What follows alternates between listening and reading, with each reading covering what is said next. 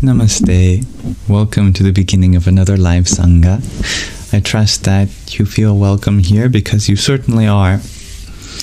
I would like to begin our Shravana with an invocation to the Gayatri Mantra following 3 Omkaras.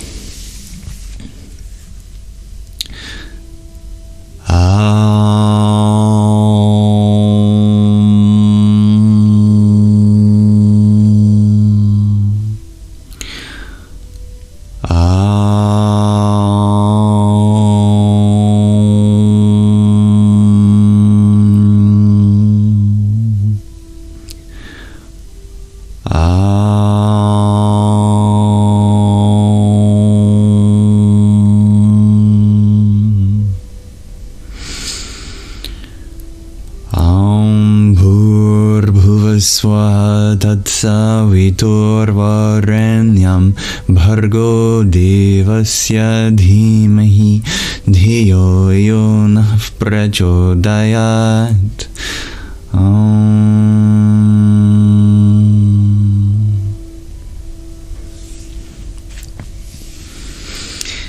Thank you. Namaste, Catherine. As we continue to await our first guests to arrive, allow me to set the intention for this space as being an inclusive one for us to come together as fellow and equal spiritual seekers, or more generally students of life, to uplift each other, relate in one another's experiences, and share positive sentiments.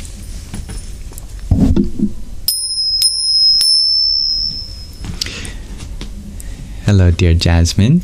Namaste, Asad. You share that you've had a lovely day today. I'm happy to hear that. I hope you all have had lovely days today. And if not, that's okay too. May this space be a lovely addition to your day, no matter what experiences you've had thus far. Thank you, infused with light, for sending love and light.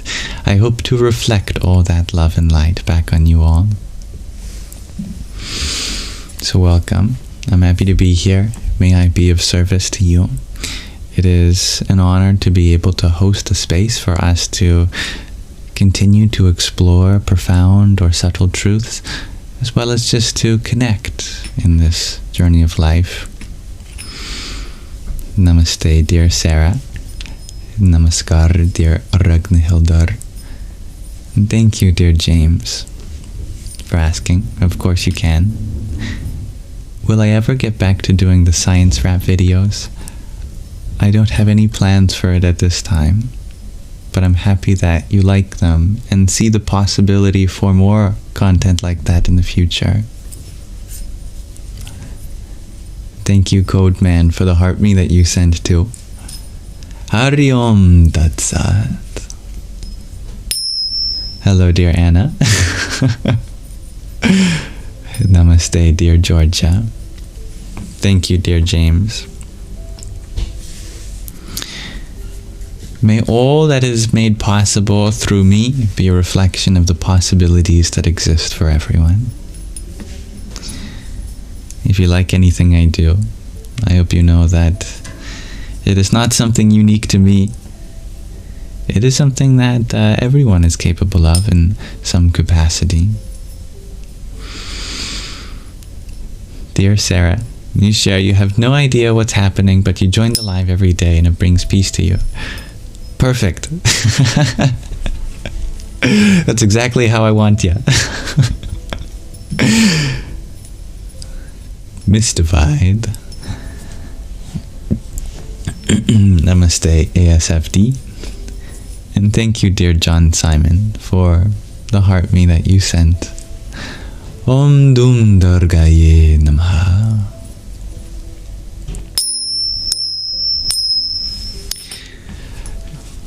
So, I'd like to begin our Sanghas now with Shravana, a session dedicated to hearing, either from a spiritual text or from one of you in a show and tell. Today we don't have any show and tell, segments because we've shown and told it all. All those who have sent something in, we've had the chance to amplify their voice already.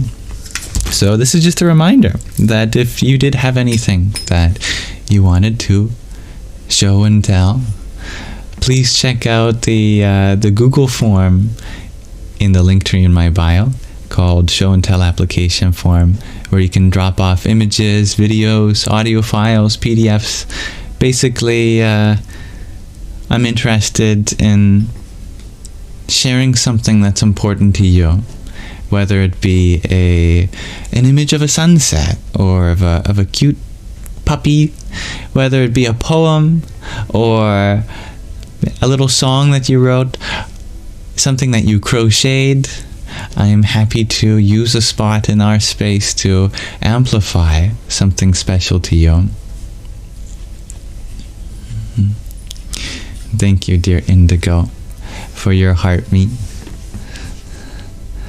Om Namah Shivaya. You shared that your short film is almost 20 minutes. I think that's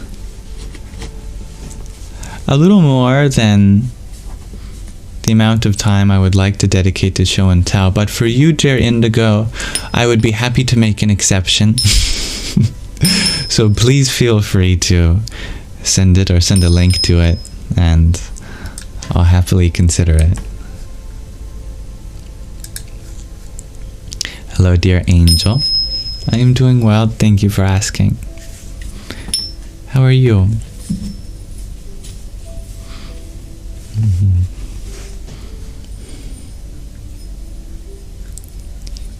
Happy Hunter Moon, dear Devon. Make sure to stay out of the moonlight tonight.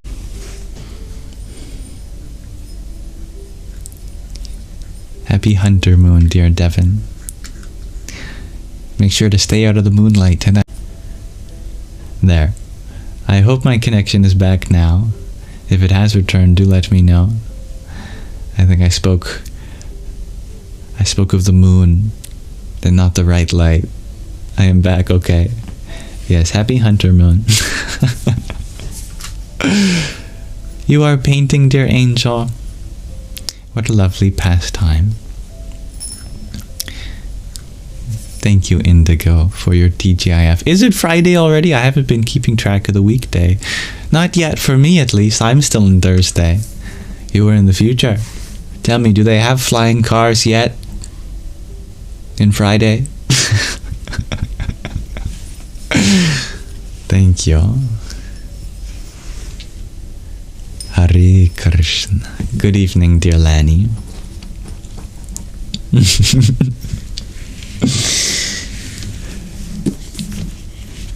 Alright, I'd like to read from another chapter of Hollywood to the Himalayas, if you'll care to join with me.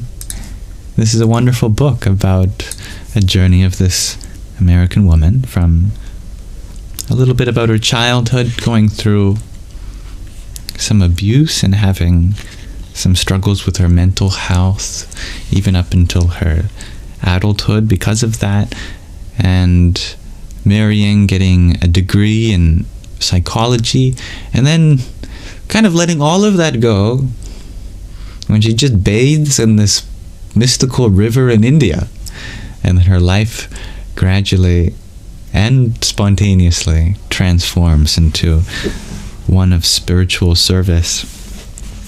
She is back in India, so let's continue where we left off.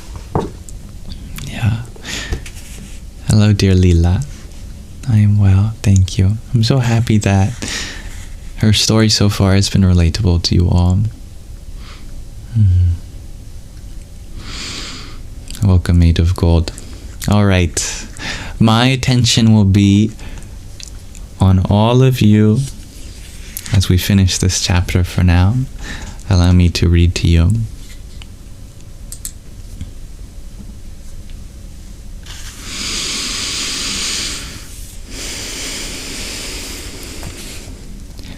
Chapter 25. The Stupidest Smart Person. That's actually something I vividly remember someone calling me in middle school. I had a classmate who would always call me that. You are the stupidest smart person I know. Pujya Swamiji's words cut straight through the spiritual intoxication I'd been under for months. This is her guru speaking. I had been back in India for about 3 months, engaged in an ever-expanding definition of full-time service. What I did varied from day to day. I responded to letters Swamiji received. I sent follow-up letters to people who were overseeing various projects, mostly the Encyclopedia of Hinduism. What was the status of article collection or illustration matching? I also followed up on the schools we had adopted in a slum outside of Delhi and the curriculum of the free school on the ashram premises. I began to edit a book on the Bhagavad Gita and an encyclopedia on the teachings of Mira Alfasa, known to her followers as the Mother, and the founder of the Sri Aurobindo Ashram, both written by brilliant Indian thinkers but checkered with spelling and grammatical mistakes. The authors had each approached Pujya Swamiji for the IHRF to publish their works, and he had handed me the manuscript, saying, "If you think they are good, we can publish them." The depth of the content took away my breath.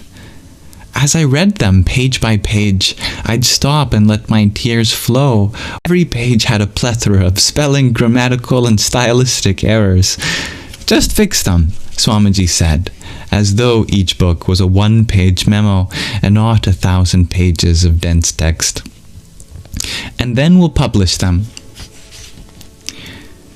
I worked with printers and designers on brochures and pamphlets about our projects.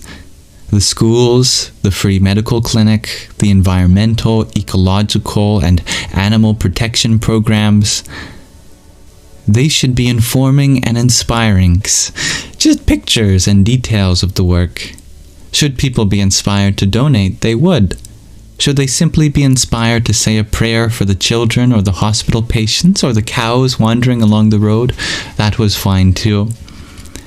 A desk was set up for me in the storeroom, where I'd had my post-Reiki ecstatic initiation into the expansiveness of myself the previous autumn. A computer from the Delhi Encyclopedia of Hinduism office was sent to Rishikesh, so I could have an actual PC rather than the blue manual typewriter. I even had my own key. Each morning, one of the young men, the first on the scene, would unlock the outer door while he did the morning sweeping. I could then use my key to enter the storeroom/office from the public darshan room. I, who had to be coaxed and coerced, pushed and prodded to sit down and work, was suddenly at my desk before 7 in the morning. After morning prayers, who had to be coaxed and coerced, pushed and prodded to sit down and work, was suddenly at my desk before 7 in the morning. After morning prayers, onto and off of stages, gently, and sometimes not so gently, pushing people's shoulders out of the shot, feeling entitled to stand or sit anywhere. "Photographer," I would say, pointing to my camera as I jostled through the crowds to get whatever I had to shoot. That's your next life hack. When you're at your next concert, just bring a camera with you and say, "Photographer," then you can go to the front. Swamiji's smile when he saw me poised behind my lens assured me that I had every right to be there. Now, whether you get that smile from the people you're photographing, I guess you'll find out.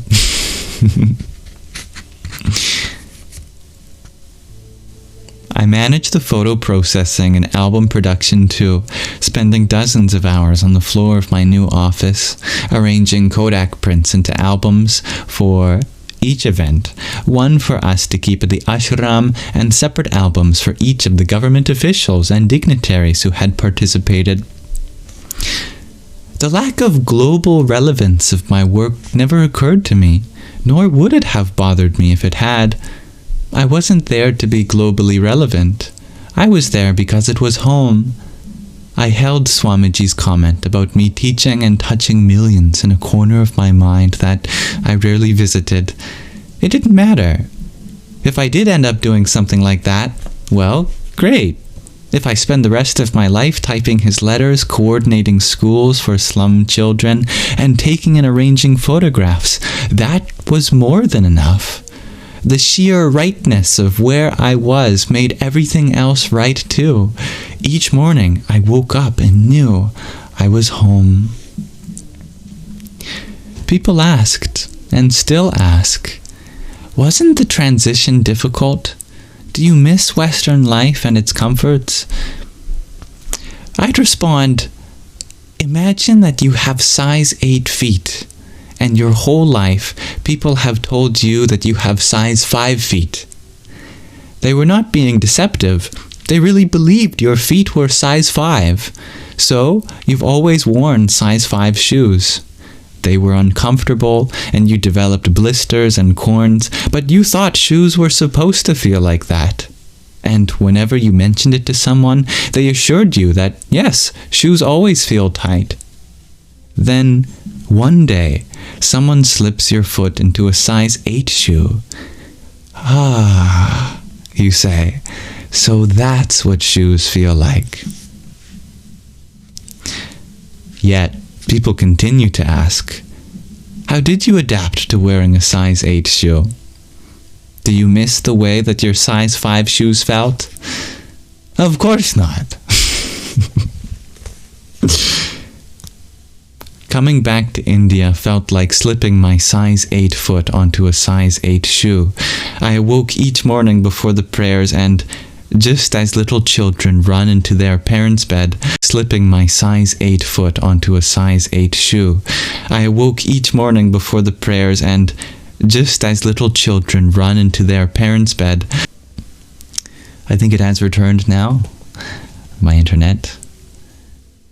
Do let me know. Am I back? I'm back. Okay, thank you. Coming back to India felt like slipping my size 8 foot into a size 8 shoe.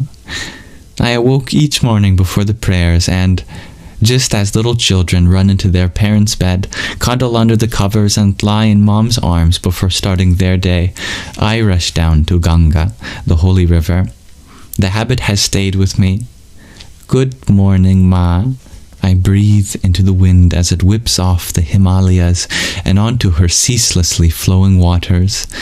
I bow to her and drink a handful of her divine nectar. I stand, her waters rushing over my bare feet, an IV of life and sacredness into my all-too-human morning sluggishness.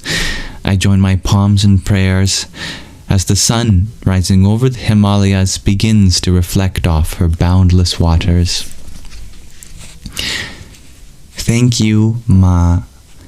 Thank you for waking me again today, for letting my eyes open in the land of your infinite grace. Thank you for making my legs able to carry me to your banks and then to my office. Thank you for bringing me forth to this life of service, this life of light, this life of love, this life of God. May my work today be in service of you. May you be the hand that guides mine. And most importantly, please, please let me be worthy of living on your banks. I had no idea when I would see Swamiji. Sometimes I saw him several times in a day. Maybe there was a meeting at which he wanted me to take minutes or notes. Maybe there was an event at which I got to be the photographer. Maybe he had some important work he needed done. And sometimes I didn't see him for days, except for the morning prayers and the evening arti. I no longer sat in the daily open darshans. There was too much to do. Whenever you want to see me, just send a message through one of these boys, he told me, and I will call you when I am free. It was rare, though, that I'd have a question urgent enough to warrant an unplanned meeting. It was okay, though. I could always hear him speaking to people in the open darshan, and his cushion was on the other side of my office wall. One morning, as I was sitting on the steps leading to Ganga in the early pre-prayers hour, around 4 or 4:30, suddenly he walked down the steps in front of me toward the river. I was surprised to see him alone. Every other time I'd seen him moving around the ashram, he had been surrounded by many people, devotees or his sevaks, servants. And there was always a buzz around him. Here, however, he seemed to float down the steps to the water. Pardon me. At first, I didn't even realize it was Swamiji, because he was all alone, his head gently lowered so that nothing should come into his vision other than Mother Ganga. He lay down prone on the marble of the Ghat, legs straight behind him, arms straight in front of him, nearly parallel to Ganga herself, but ever so slightly turned towards her. There wasn't room on the steps for him to lie down facing her. He lowered his head onto the marble between his outstretched arms and lay there for a while. Although he was a few inches from the water, in the pre-dawn light it seemed to be washing over him. As a mother might pull the blankets over her child when he crawls into her bed in the early morn. Then, as he rose, the edge of the water seemed to recede. His hair and clothes were dry, so the water had not physically risen to cover him. And yet, for those moments, I'm certain I saw Mother Ganga's blanket cover him. After rising, he stepped into the river and walked, calmly and gracefully, as though the strength of the current had no impact on him. He walked several feet out into the water, and the water remained at calf height. Gazing up at the moon as it began its descent over the Ramjhula bridge and behind the Himalayas to give way to the sun waiting to rise, he closed his eyes and folded his hands at his chest in prayer. At that moment, there was no moon, no Ganga, no Swamiji, and no Ghat. There was only child and mother. He had come home in the early hours of the morning to spend a few precious moments with his mother before beginning the day. The two had merged so completely and seamlessly that it was hard to imagine that a few moments before they had been water and man. As his dhoti floated behind him, lifted by the the strength of her current, or the current of her strength, I would have sworn he had no legs, that he was not standing, but floating, immersed in and merged into the goddess Ganga. Suddenly I felt voyeuristic, as though watching a divine movie. I was witnessing the precious moments of Pujya Swamiji's union with his mother.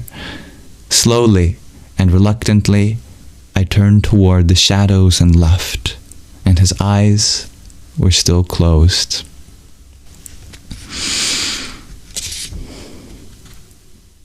These were the perfect, pristine moments of my first months back. Then, suddenly, someone said something negative about me, and it got back to me. In all the moments since I'd first arrived at the ashram, I had a few interactions with people. My conversations were relegated to simple instructions and requests. You eat lunch now? A new towel, please? Swamiji was the only one I really talked to, and days could go between our conversations. The only friends I had were the children of the ashram and the sons and daughters of those who worked there, the sweepers, cooks, cleaners, and gardeners. The children would hold my finger as we walked down to the arti each night and snuggle into my arms and lap. We couldn't communicate in words, but it didn't matter. We laughed, tickled, hugged, and loved. I had little to do with the other devotees and disciples. A passing namaste as we walked in the halls where the dining area was the extent of most interactions. Printers, designers, and photo developers were the ones I had the most conversation with. So, to discover that a long-time stalwart devotee had been criticizing me hurt deeply.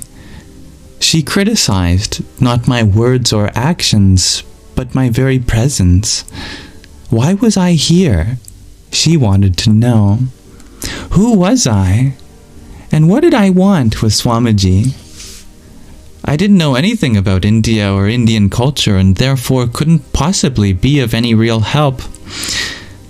If Swamiji needed a secretary or a photographer, one should be hired for him and the American should be sent away. I went to Swamiji. I finally had an urgent reason to see him and said, I have to go. It's all a mistake. This is not a good idea. I told him what had been discussed among the devotees over tea that day. I am so sorry, I cried. These were not tears of truth or bliss, but of despair. My inherent uselessness had been unveiled. My inner unrightness had been discovered, and I needed to leave before I caused any more problems for him or the ashram. You are the stupidest smart person I've ever met, he said calmly, staring at my teary eyes as I struggled to catch my breath. With the shock of a band-aid being ripped off, his words tore straight into the moment, through the drama, the story, and the plot, with all its characters and script. Despite having been back in India for months, living a life of spiritual ecstasy on the banks of the sacred Ganga River, despite indescribable experiences of divine oneness, that state of merging and melting into the universe, into the light that is possible only through grace, despite tears of bliss flowing down my face every day, despite being touched by a power and presence I had never imagined possible, I had, on that day, in the spring of 1997, reacted to a situation exactly as I always had, as a victimized, egocentric, grasping child. When Puja Swamiji used the words stupid and smart in the same sentence, it was to startle me awake. He was referring to a true and deep intelligence, the presence of jnana, real wisdom, in my life. Although I was smart in IQ and also in the experiential understanding of truth of self and capital S self, I was still stupid, quote unquote, in my inability to bring that deep wisdom and experience into my patterned reactivity. I may have had wisdom, but I was unable to apply it consistently to my actions and reactions. I had burst into tears like a wounded 8-year-old. The fear, grasping, and yearning of yesterday felt like it was true and present today. My sense of not being enough had been triggered, and I was no longer a 26-year-old swimming in ecstasy, but a scared and wounded child. My buttons had been pushed, and I didn't have the tools or integration yet to know the difference between now and what my nervous system, which has no concept of time, felt was also now, but wasn't. In the 1980s, American Buddhist psychologist John Wellwood coined the term spiritual bypass. When a person has a true, deep spiritual experience of oneness, wholeness, completeness, and divine presence, states of samadhi, bliss, or union in your meditation or prayers, or in the presence of your guru, it's easy to think that your inner work is complete. When we live in the world and have to relate to other people who have their own issues, challenges, fears, egos, and desires, at some point we realize that having had the deep ecstatic experience of the divine does not necessarily give us the tools to overcome the insecurities and neuroses that we've had since childhood. Experiences of grace do not exempt us from having to look at our own anger, jealousies, ego, and fears. We all know people who do dozens of rounds of japa, meditative repetition of a mantra or divine name on their mala every day, or spend hours in prayer, but are provoked by the slightest insult or upset. We see people who perform extensive worship in their own faith, yet are not able to get along with the people around them who are perhaps trapped in addiction or suffering themselves from insecurity and depression. Meditation, prayer, japa, puja, and kirtan are wonderful ways to help us connect to the divine and experience wholeness and perfection within the self, but they do not erase the imprints of childhood trauma. They give us a perspective that can pave the way for healing these traumas indeed, a deep, palpable experience that we are more than our childhoods, our addictions, our depression, and our fallible, victimized bodies. They connect us to a self that was never abused, victimized, betrayed, abandoned, or deprived. They give us a touch of the sun's warmth, but we still have to do the work of integrating these gifts of grace into the body and mind we have. It doesn't happen automatically. We might get a reprieve for a while as we dwell in these new states of bliss, but as Buddhist teacher Jack Kornfield reminds us, after the ecstasy, the laundry. Psychological work without spiritual experience can become a quagmire of darkness. It's easy to sink into the quicksand of our own histories, our wounded identities, fears, and desires, and relive them over and over again. On the other hand, a deep and honest, dharmic, fearless inquiry into our motivations, reactions, compulsions, and anxieties can be a most helpful companion on the spiritual path. We can witness our anger, ego, and grasping, and the repetition of decades-old scripts with the deep presence of love and divine light, and discover our humanity to be more companionable with our spiritual insight than we'd ever imagined possible.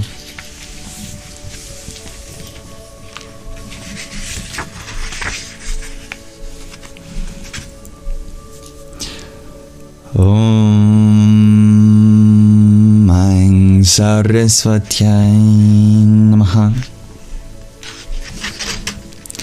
Thank you for listening, and thank you for the patience of a couple internet disconnectivity issues along the way. What a powerful and profound chapter this has been.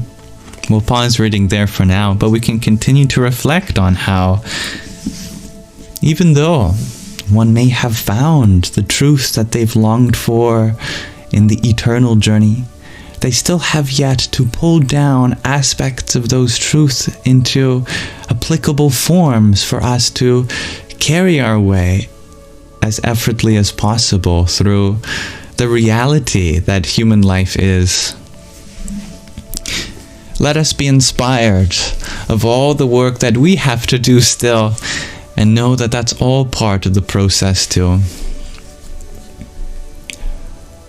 Om Shanti Shanti Shanti Harihi Om Tat Sat.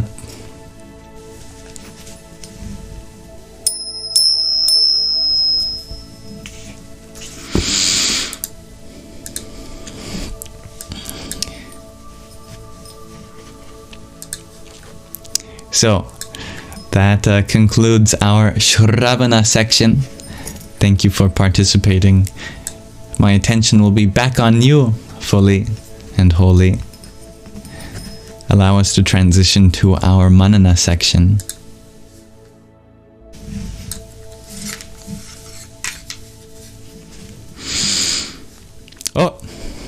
keep forgetting to keep the question of the day a secret until I reveal it later.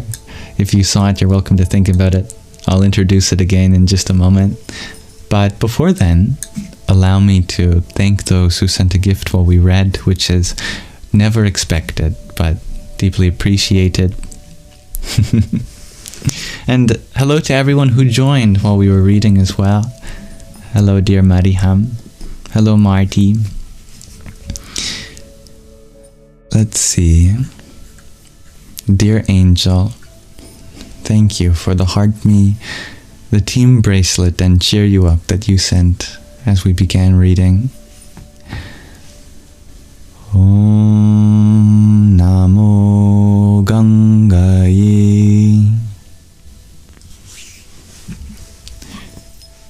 Kwali, thank you for the heart me too. Radhe Radhe. I have funny bubbles. Manana. Ooh, Nana. I left my heart in sadhana. Ooh, Nana. Funny. I'm not sure if I know the lyric that you're making a parody of, so please forgive me, and I apologize for my improvised melody behind it. I like that. Dear Sovereign, thank you for your trio of tiny dinies. Yippee! And dear Laura, thank you for your tiny diny too. Yahoo! Thank you, Vince of York, for the harp me you sent as well. Om Ganganapataye Namaha.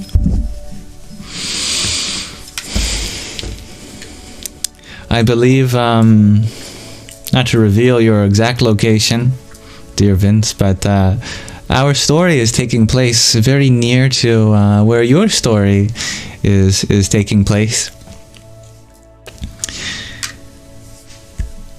Perhaps at this moment you might not even be too far from the Ganga.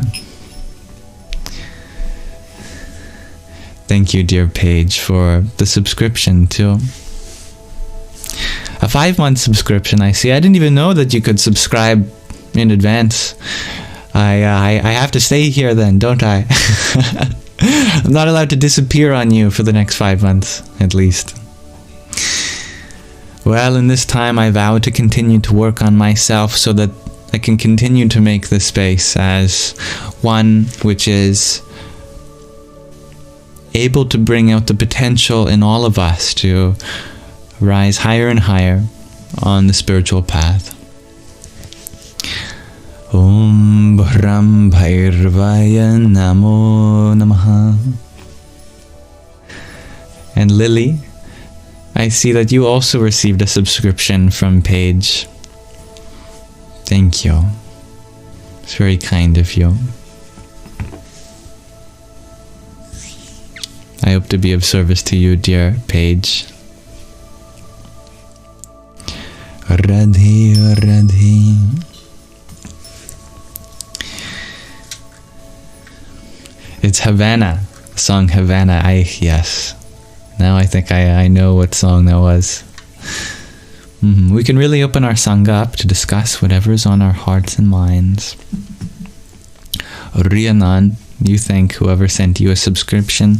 I know who sent you a subscription. That was dear Jarrett. As Jarrett sent like dozens and dozens of people. I'm not sure the exact amount, but it might have been 50 or more people a subscription, which is so incredibly generous, and I see it as a very humbling reminder to ensure that this space has the value that is perceived in it.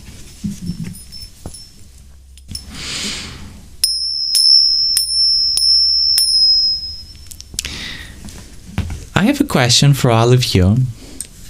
Today I wonder, as my question of the day, to start off our manana, in what way does everyone carry intelligence? We might use intelligence as something that some people have and others don't, or that some people have more of and others less. But in what way is there an equality among intelligence? Yes, there is certainly a diversity.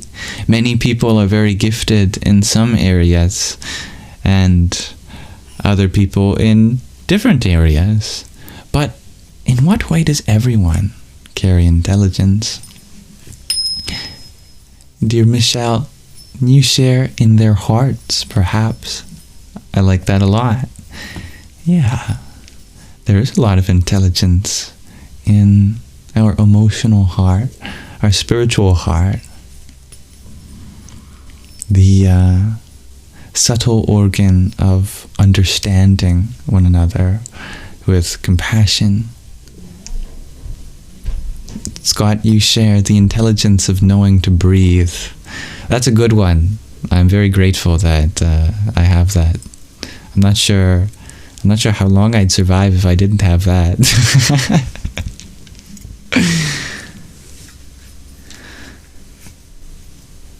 And that is a spectrum. We can dive deeper into the intelligence that our breath has to offer us. When to use certain kinds of breathing, how we can use our breath to shape the moment. Dear Rhiannon, you share in the ability to apply your wisdom. Absolutely. And thank you, dear Sovereign, for the trio of tiny tinies that you sent to him. Yum, yum, yum, yum, yum.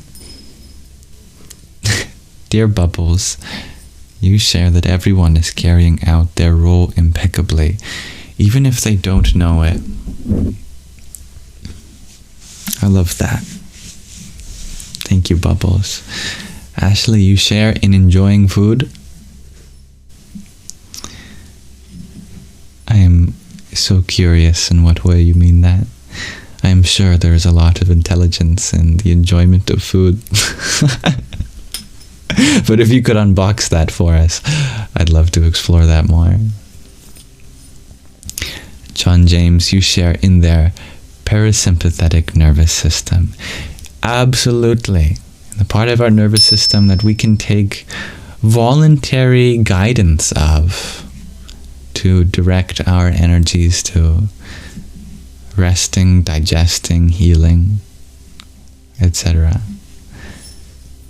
Dear Orla, you share in our connection to nature an ability to tap in and tap out.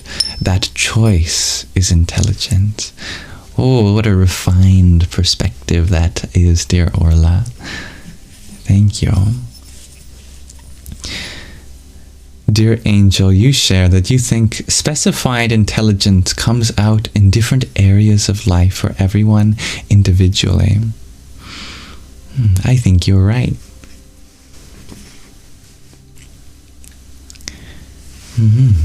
Dear Indigo, you share that it turns out there is 9, 12, or 17 kinds of intelligence. You're now confused. I think there are infinitely many kinds of intelligence. Why stop at the finite? Every single aspect of life we can gain a kind of intelligence in. Can't we? Is there anything you can't study? Is there anything that you spend time with that you don't have the ability to learn from? No, right? You can pick anything and invest intelligence in it. How mischievous, Sky Guardian. But you're right, it does require intelligence to identify there is a sock on the mic. And I can't say that that's a particular form of intelligence that everyone has. Considering how many people think it's someone's foot or my own foot, and I'm somehow flexible enough to bend it that way for long periods of time. I wish. Dear Elizabeth, you believe that everyone has the ability of forgiveness, which is intelligent in your opinion. And that requires so much intelligence indeed. one of the highest kinds of intelligence, in my opinion. Thank you, Elizabeth. Kelsey, you share in others' experiences there is intelligence. Yes. And an intelligence that we can gain insight from always. Sky Guardian, you add the intelligence of the sock on the mic. It perfectly enhances the audio of the Sangha. Well, you know, I got the idea from my father, who is a musician, and in his intelligence of audio, we have to be careful of our plosives, which can damage our microphone and peak audio levels. Having a soft fabric over the microphone can reduce the plosives. I learned that from my father. There's intelligence there, that's for sure. Rianan, you share in the way our body is drawn to certain foods at certain times, depending on our body's needs. Yeah, absolutely. There is an inherent kind of intelligence there. Dear Angel, you share as a whole that we have ways we find to communicate, even that isn't through language. Yes. Yes. So much communication happens beyond just the grammatical structure of our words and the definitions of their meaning. The ability to forget, shares user 364. That requires a lot of intelligence too. Dear Indigo, you share that everyone has a story to tell. Everyone holds a wisdom yet to discover unless it is shared. Beautifully spoken, dear Indigo. Well said. Dear Texas, you ask, how can you talk to a kid that you coach who just lost her dad?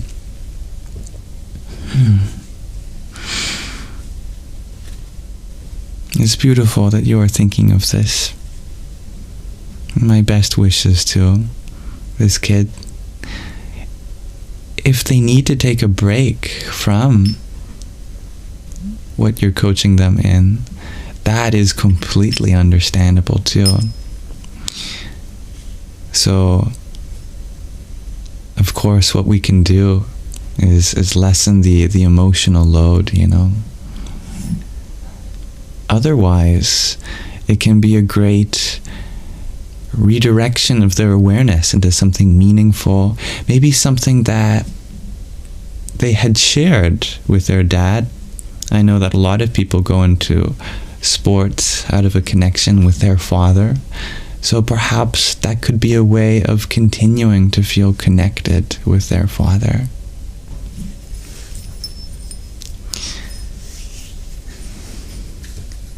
Thank you, dear Melissa, for the rose that you sent to. Om Namah Shakti Shivaya. Thank you for being part of the sweetness, dear Orla. Hello, Dopamine Queen. If I'm the best, then we all are. Dear Lekon, and you share that everyone as a child could make a way to avoid home chores. There is a lot of intelligence in getting out of something. If it's getting out of your chores, getting out of having to do homework or eat your vegetables. Yeah, children are naturally intelligent in that, aren't they?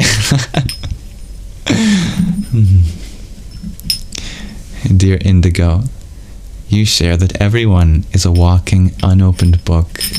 They hold such intelligence and wisdom. If we were just to open it, I'm very inspired by your perspectives, dear Indigo. Thank you for sharing them here. And thank you, dear Angel, for your tiny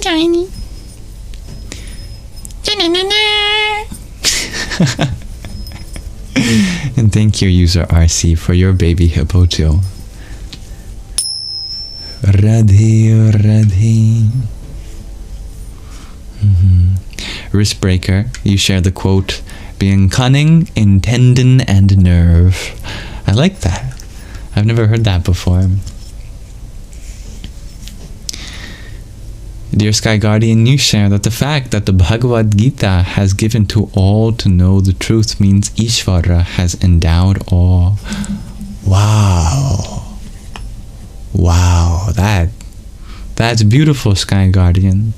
If I can translate into more general terms, the fact that we have spiritual scriptures implies that the intelligent cause of the universe has endowed us with the ability to understand their truths.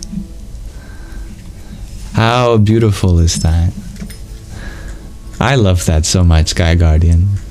Thank you. Thank you, user RC, for a tiny too.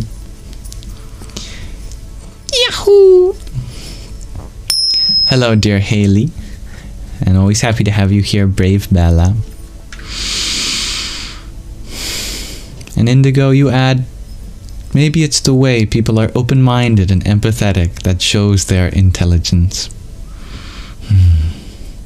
And that's something we all can do. No? Yes? Elizabeth, you share intelligence in silence. How lovely. How lovely is that answer? Words wisdom. No. Words worm is your username. But when I read your name, I immediately infer wisdom. You share that we're the descendants of countless humans who successfully survived. Earth's intelligence is in our DNA. What a beautiful evolutionary argument. I like that a lot. Dear Indigo, yes, your words resonate deeply. You're ruminating too much. If your ruminations inspire resonance, you can never ruminate too much. Dear Moonlight, you are crying a lot tonight because you're suffering from depression. That's quite alright too. And thank you for being open about what you're going through. There's a lot of people who go through the same thing as you, but are not open to acknowledge it. And you are ahead of the curve in that way. And sometimes that's half the battle. And to do so openly in a relatively public space such as this, I hope that your vulnerability is valued and respected here, as I try to ensure. Best wishes to you. Thank you, user RC, for another ice cream cone too. Om Dum Dargaye Namaha. Ashley, you shared that everyone wants to know more about the universe. Yes, there is a natural tendency, and that could only arise out of a possibility to understand. Isn't that possibility to understand a form of intelligence? Thank you, dear Ashley. Good night, dear Rhiannon. Thank you for being here and for sharing such sincere words. Much love, dear Sovereign. I don't know if I have the qualifications to open a monastery at this point, but I'm still learning how to be a good monk, a good student myself.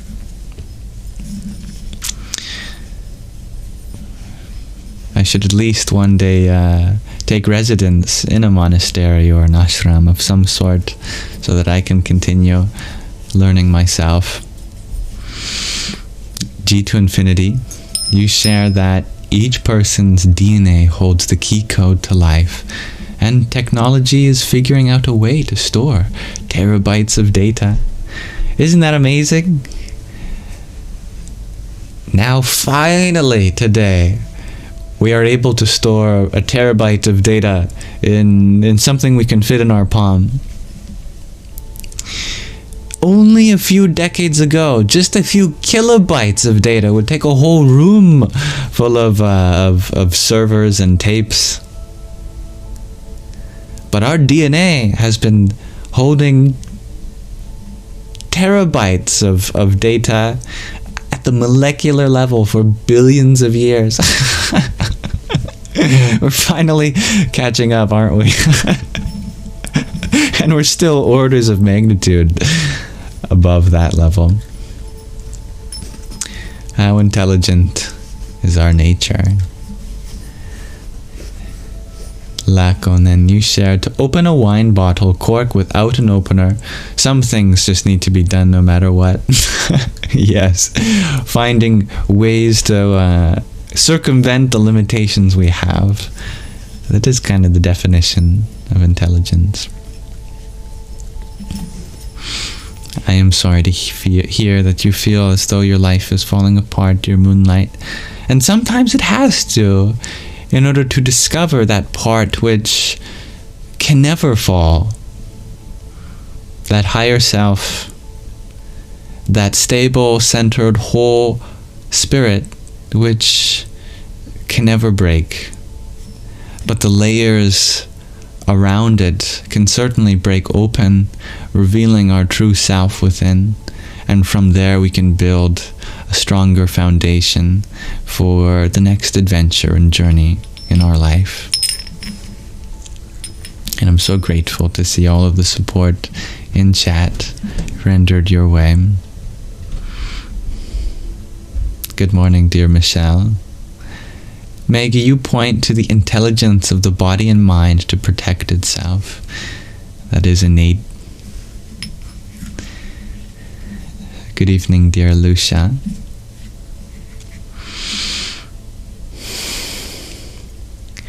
Dear Sovereign, you share that I am greater than the gurus you have met. Well, you must not have met many gurus then. As I can point to so many more that are much, much greater than I am in terms of what I still have to work on. Nonetheless, I'm very grateful that you find such value in my words, my presence, and I only wish for that to be a reflection of what's possible within you. And I hope to always be humbled by those words rather than let it inflate my ego.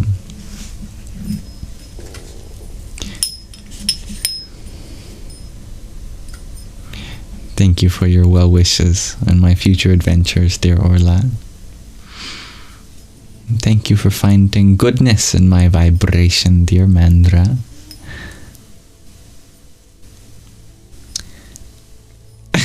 Indigo, you share you have absorbed everyone's answer today.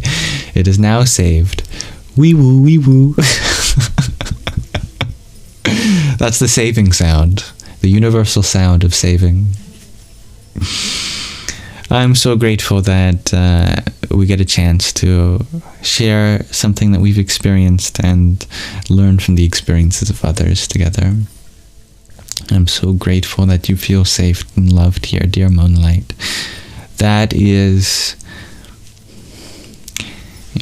1% me, but 99% everyone else here. And I think that's truly amazing. So thank you, everyone, for making Moonlight feel safe and loved here. Welcome, Apollo. You know your chakras. Actually, you share your answers are quite minimal, but it's still enjoyable to chime in and get feedback.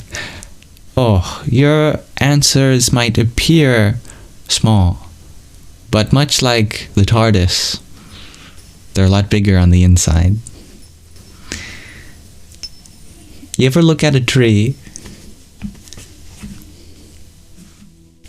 maybe around the season when it's dropping fruit or seeds or pine cones, and you pick up a seed and you go, wow, this whole tree, a tree as big as this, has come from something as small as this.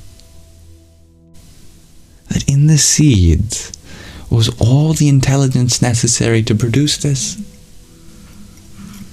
Yes, the resources came from soil, from water, sunlight, and air. But it was all guided by just what was contained in this little seed.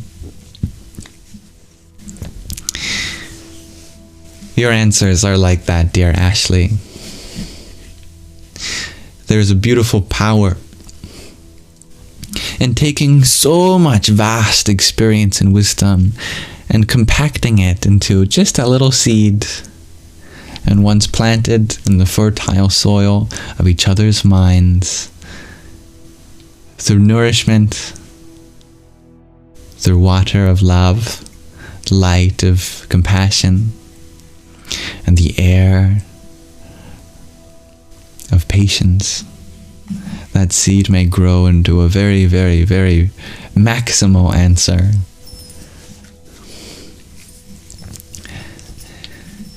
Good night, dear angel.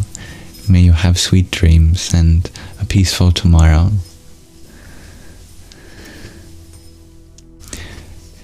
And dear Elizabeth, you point that you can carry intelligence by accepting your perceived weaknesses. That's right. Sky Guardian, you share that I can be the guru and you'll be the shadow guru. That makes you a guru or a guru. Right? If gu is the syllable that means shadow and ru is the syllable that means light, then a shadow guru, a guguru.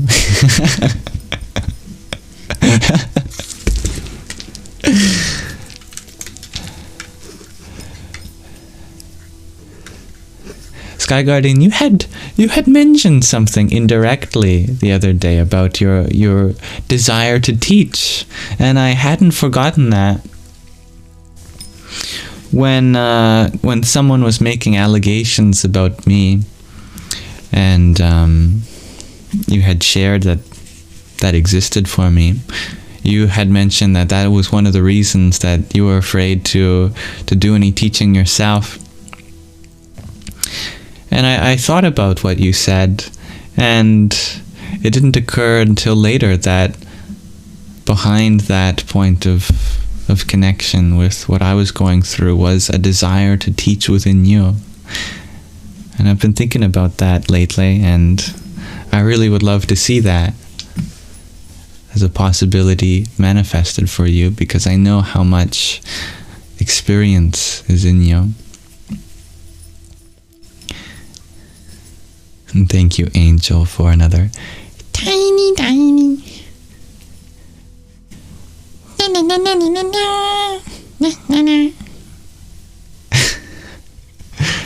I feel like that voice has been inspired by ASDF movies, The Mind Turtle. Anyone remembers? Hello, Mind Turtle. Hello. Those who don't get that reference will just be out of context, and I think that's even funnier. And good night to you too, dear Moonlight. May you find healing in the space that your bed offers to hold you up so that you don't have to hold yourself together.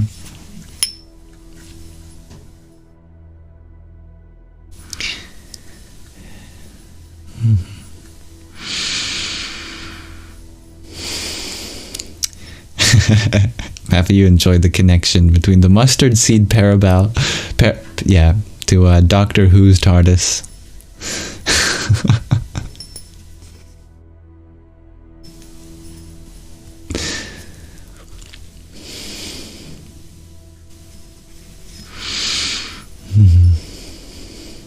And very humbling, dear Bubbles, as long as the teaching is doing work on oneself and not for the sake of teaching. The gift of teaching, that the gift is to be able to give itself. as that validates all of the struggle that we've had to go through to come to this understanding. And what point is having an exclusive understanding? If we know the value of understanding, it's only natural that we wish for others to share that too. Thank you everyone for exploring this question of the day with me today. I love the variety of answers. The variety of answers speaks to the answer to the question itself, that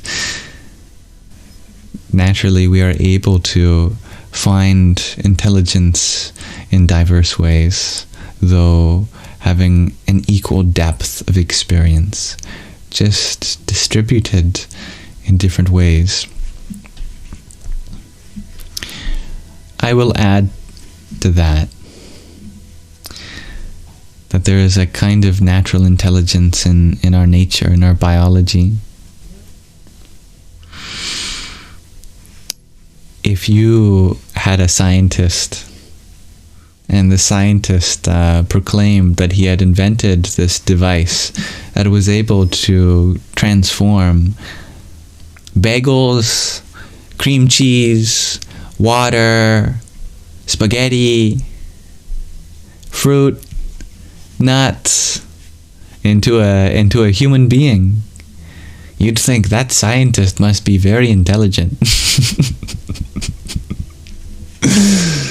And yet that machine is not a far-fetched reality. It's our very own body, because all of the energy in our body that makes up our atoms, our molecules, our cells, organelles, our cells, our organs, our whole body, what does that come from?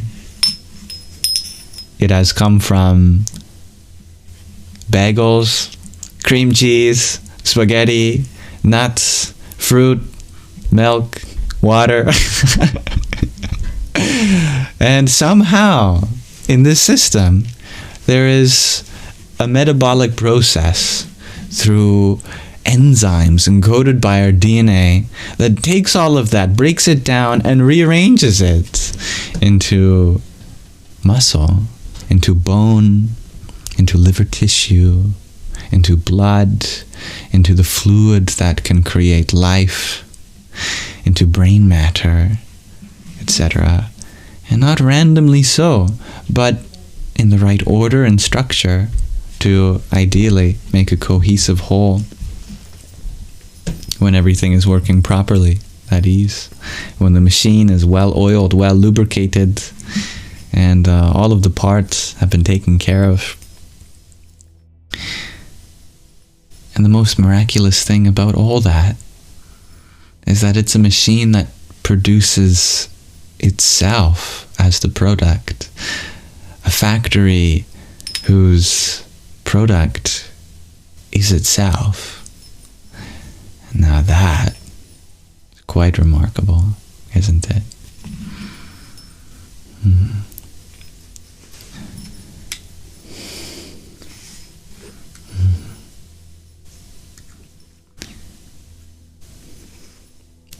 Hello, dear Don Suela.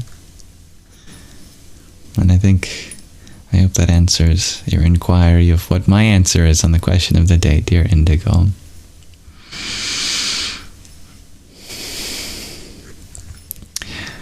All I'm saying is that we should have a kind of reverence for our body, which means we should at the very least take good care of it, and at the most consider it as a temple.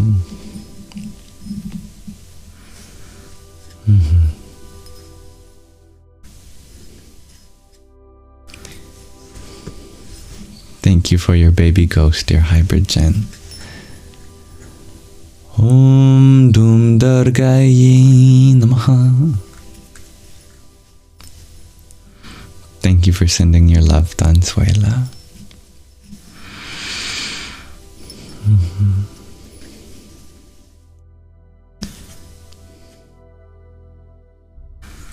Welcome, dear Katie. We come into this world with nothing, not even a body. That's something that we have to acquire. And we leave this world with nothing, not even a body.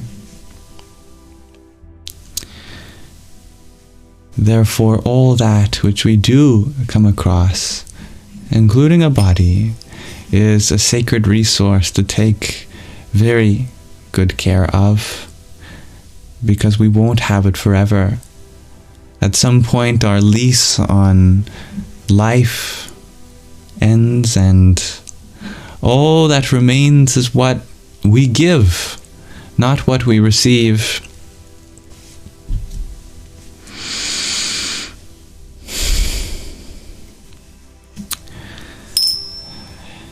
Let us turn our attention from what we have to gain to what others have to gain.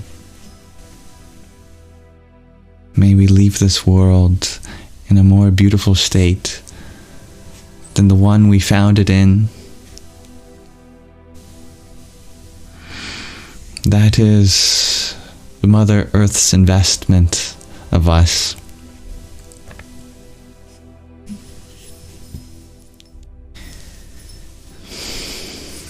Mats, you point out that mental illness can make it hard to nourish the body. Indeed. Who is the manager of this body, if not the mentality, the psychology? In order to have a properly functioning factory, we need a properly functioning manager of the factory, don't we? There must be some qualifications, such as that manager must understand each part of it.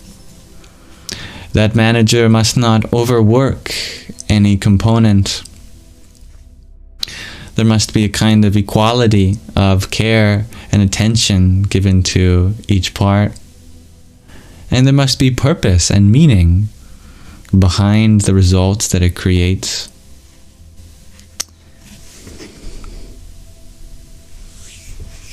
All of these can be applied to our mind too, as the manager of this faculty. Thank you, dear Jarrett, for your heart me and your trio of galaxies. One for the Milky Way, one for Triangulum. No, that's a constellation, isn't it? Or is it a galaxy? I think it might be. One for Andromeda. Those are the 3 galaxies that I know the names of. That's all.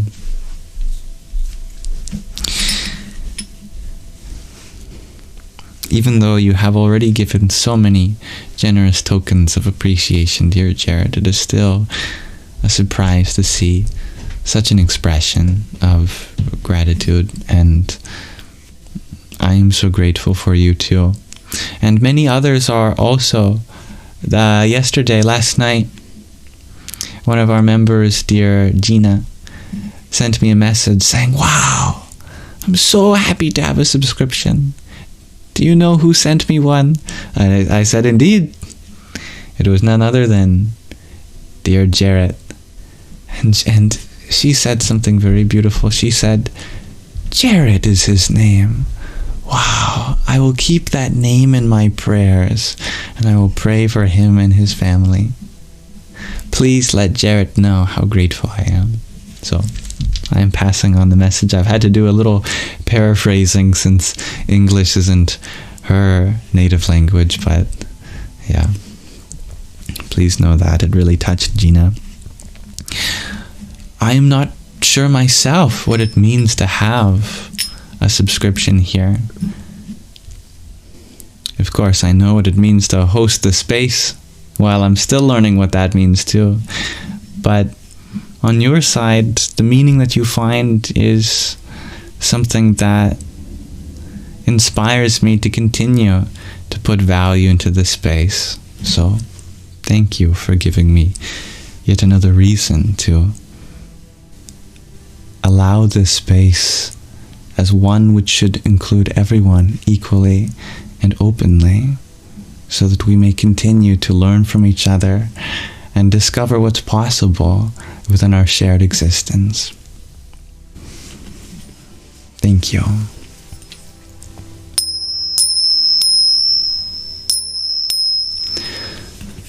Om Namo Bhagavate Rudraya. That's right, dear Sky Guardian. Dear Jared is the person that gave all those subs.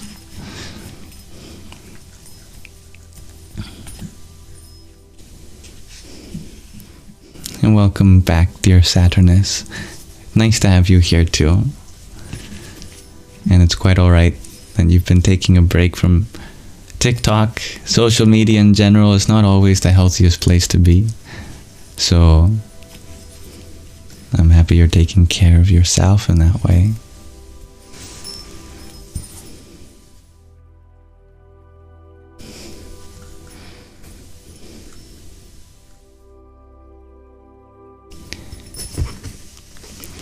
Actually, you've discovered a new sticker, dear Jarrett. One that was gifted by the platform itself. I don't even know, but every month or so, TikTok has this competition of live streamers. And I guess everyone is already, what do you call it? A participant of that. And I guess we got 15th or something, even though I didn't even know. I'm not even sure what 15th place of what measure. I don't know, but we placed 15th, and so we gained a sticker for the subscribers, I think, which is that star that, what is it? It has love around it, the hearts. It's funny. So that's something new. Mm-hmm. Thank you, dear Saturnus, for your heart me and 37 team bracelets. Om Brahm Bhairvai Namo Namaha. And dear Hybrid Jen, thank you for your confetti. Jaya Sitaram.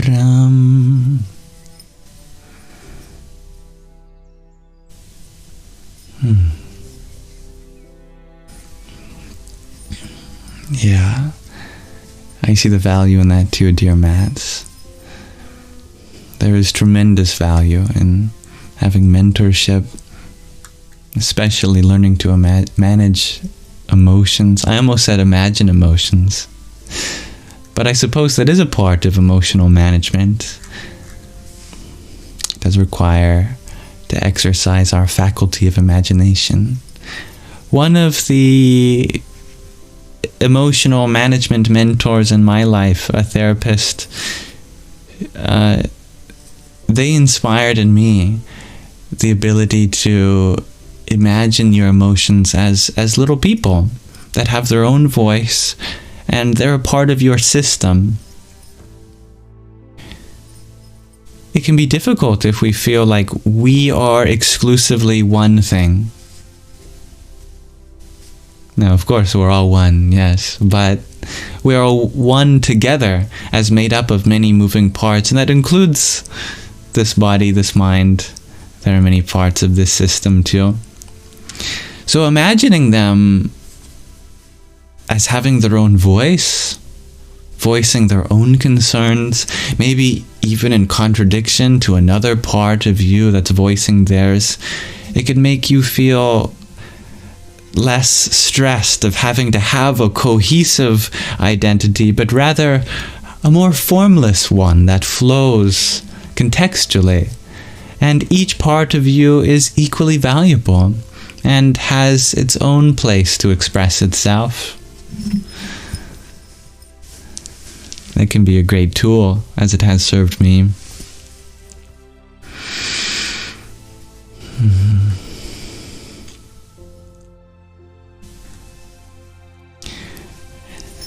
Ray, you ask an interesting question. Do I like to destroy or create more if I were prioritizing fun? Well, there's certainly lots of fun found in both creation and destruction. There is a third. In the East, the Creator is one faculty of existence. In the West, we have this also. We use the term Creator as a synonym for God. In the East, there's more epithets. There's the Creator, but also the Destroyer. Because we have finite resources, and in various combinations we can make new things. Sometimes we require a little destruction or deconstruction in order to create something new. But there is a third faculty of existence too, of the very same divinity that pervades it all, and that's the faculty. But there is a third faculty of existence too, of the very same divinity that pervades it all, and that's the faculty to have returned. It seems as though my internet has been a little varying today, so thank you for your patience, everyone, and that. If it has returned, yes, allow me to just sum up my point that in any moment we can choose to be creators, destroyers, or sustainers. And that has to do with the idea of the three guna, the three qualities of existence that are present in everything. There's the rajas of creation, the tamas of destruction, but the sattva of preservation. And then there's the gunatita, that which is beyond these qualities too, as just a witness. The sakshi bhava, the witness state, in which we are neither putting energy into creation, destruction, preservation, but rather allowing all three to occur to us and understand ourselves to be the very space that pervades it all. I think there is lots of fun in that.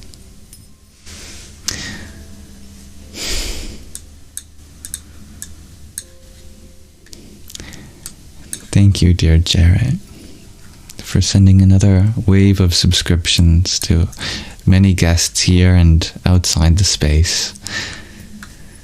Dear Helen has received a subscription.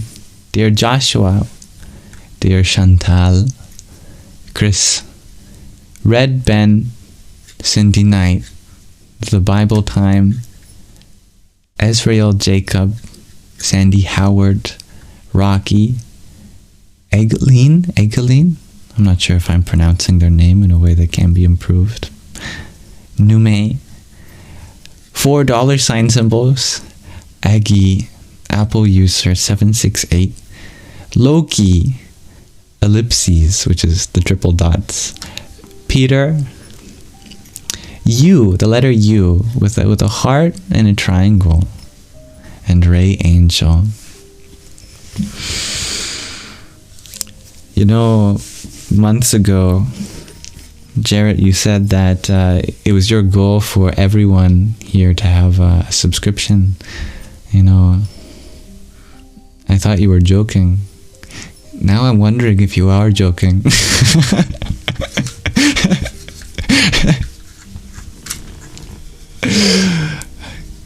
Even if not, I'm laughing. Wow.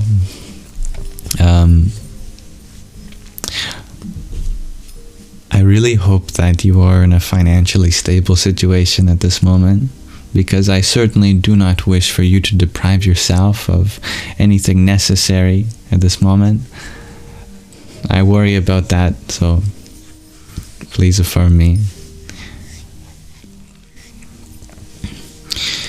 We have a priority to take care of our own needs.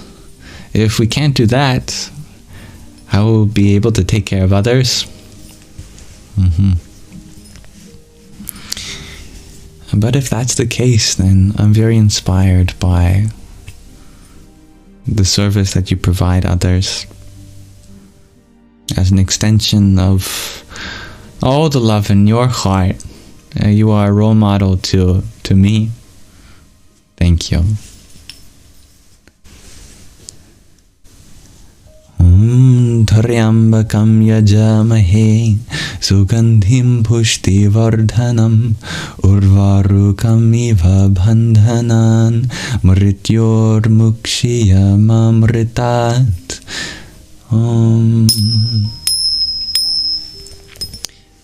Dear Shay, thank you for your quintet of baby ghosts and a cube of side length 3 of roses, 3 by 3 by 3, 27. Thank you.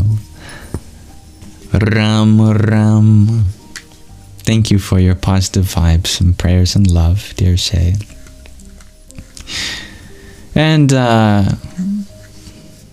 for everyone who is not Jared, and for Jared too, please never feel like that level of support is ever necessary to be a contribution to the space, the Sangha. If you are inspired, I love seeing emojis, I love seeing love hearts, I love seeing flowers. That's enough for me. But above all, I love seeing support for one another to create a holistic community where everyone feels valued, and perhaps if you are of a position in life where you have enough money for yourself, it would make me even more happy if, maybe one of us paid for the other's groceries. Maybe if there's something difficult that another person is going through, we can even support each other on that level too. So know that this Sangha is an extension of myself, and that includes you in it. So let all the love go around. If it is directed my way, I hope to merely reflect it back on all of you too.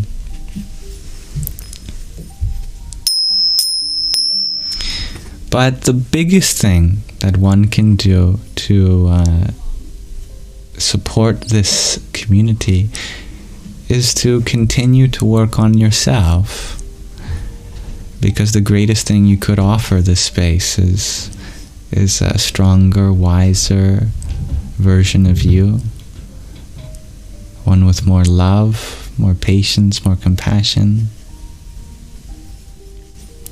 One of the biggest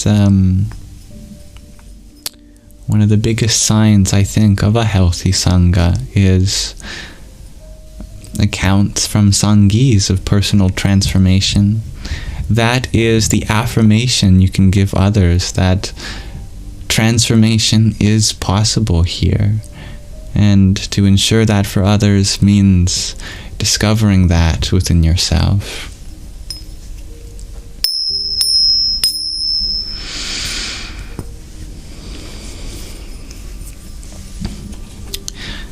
And when I say this community, I also never want that to mean anything exclusive. Let that sentiment be carried in your heart wherever you go. On this live stream, another one. On this app, another app.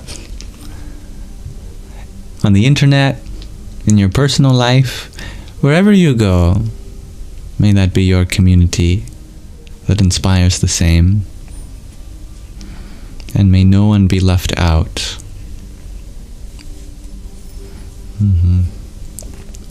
My friend from Lebanon, you share, you don't even have one rose to give, and you never thought to purchase stickers, but you like the idea.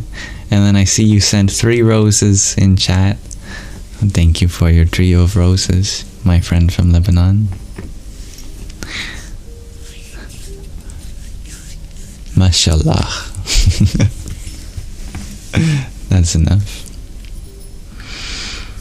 Dear Shay, you share you have to have a hysterectomy because you have cancer and you are trying to be positive. That's a big change. Am I remembering correct that Is that when the ovaries are removed? Or is that something else that I'm thinking of? Or the fallopian tubes are disconnected or something? I do forget. Or is it the whole uterus? I'm not quite sure. But you can tell me. They remove the hysteria. Oh my goodness. Is that where it comes from? Is that the etymology?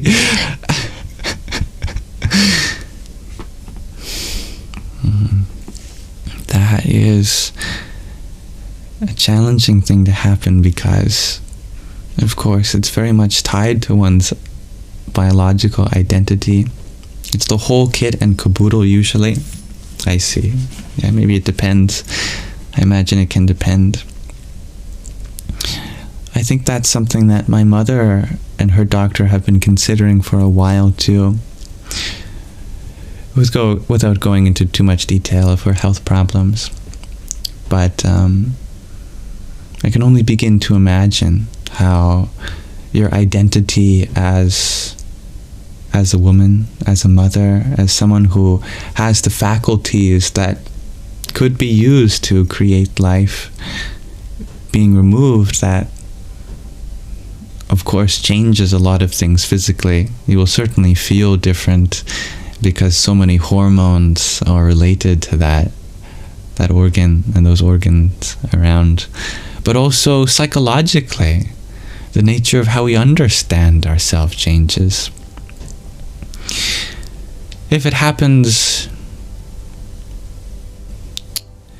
in someone who wishes to bear children too, then what a transition that is. But I hope you know that it is not the uterus that is the womb. It is not the ovum that is the egg.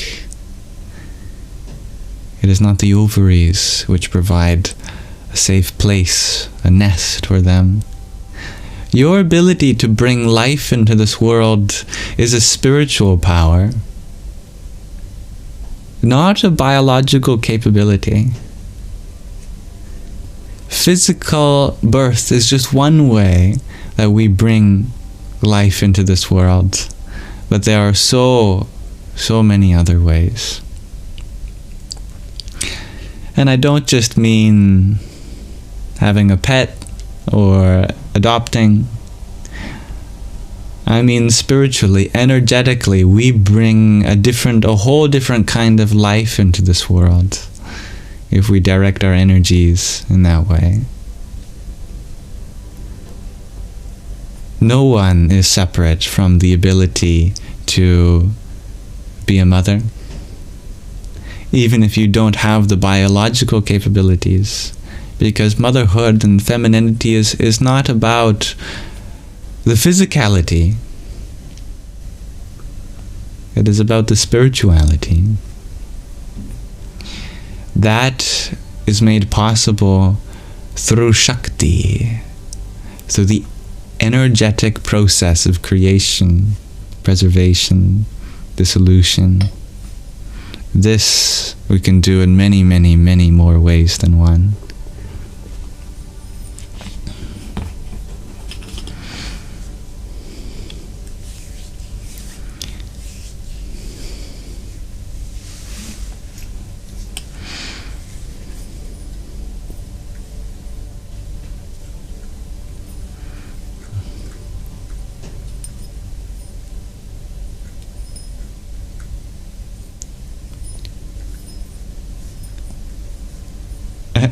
No, my something that my mom is having with her doctor, not daughter. No, my sister.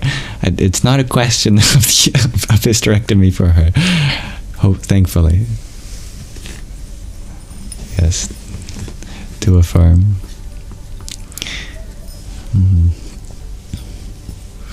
Paintings, songs, absolutely. My Lebanese friend. Yes, the creative process exercises the very same energies.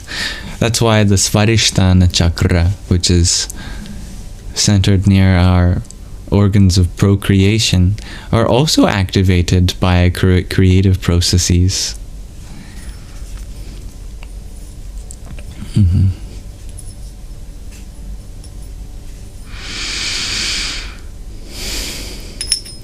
Dear Orla, you share that your aunt became a quote-unquote grandmother / full-time guardian of her best friend forever's biological grandchild, and she was 65-ish. Oh, how beautiful that is. I love that. And thank you for sharing that, dear Orla. Dear Caitlin, you share you've been struggling to connect with your spiritual side. Do I have any advice?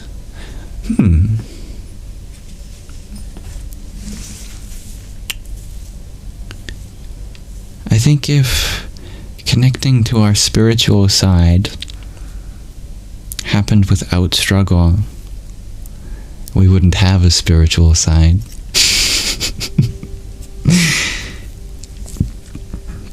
Because our spiritual side means our potential. And potential means something that requires attention, effort, and energy to manifest. If you are struggling on the spiritual path, you must be on the spiritual path. If you are not struggling on the spiritual path, either you have reached such a state of transcendence that you're using a whole new vocabulary to reframe your struggles, or you have yet to really set off your footsteps on it. Darkness is the hallmark of the spiritual path. Because without darkness, how can we find our inner light? You know.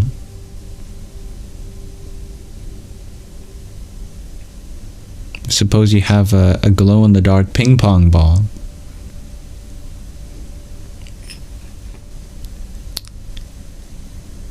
Let's say this glow-in-the-dark ping pong ball is your prized possession. And somehow you lost it. And you've been tearing up the couch cushions. You open the blinds to let in more light. You turn all the lights on, looking for this ping pong ball. And you just can't find the damn thing. You take out a flashlight. You start looking.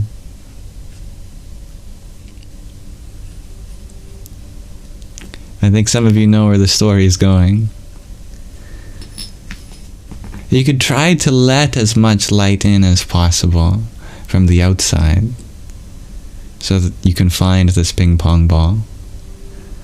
But what if the more light that you find externally, the more the ping pong ball blends into everything else?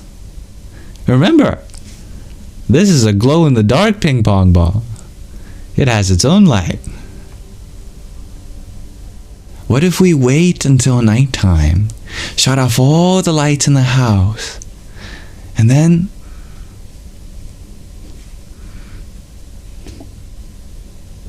you just wait in that darkness.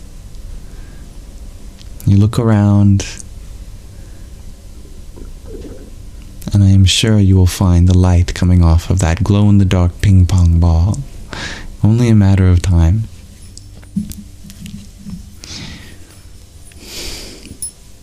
It's a funny story, but it's relatable. Because we try to get as much light from the world, and by light I mean things like comforts and pleasures and luxuries. The light that we experience in a temporary kind of happiness. But what if we do all that because we're also looking for something? We let that kind of light in so that we might find our glow-in-the-dark ping pong ball we call our soul. And that soul, that conscious spirit, what if it just begins to blend in with all of that And it becomes even more difficult to find the more comforts and pleasures and luxuries we have. What if instead we can wait until the dark night of our soul, turn off all the lights, distance ourselves from these comforts, pleasures, and luxuries. And then, in that darkness, we finally discover our inner light.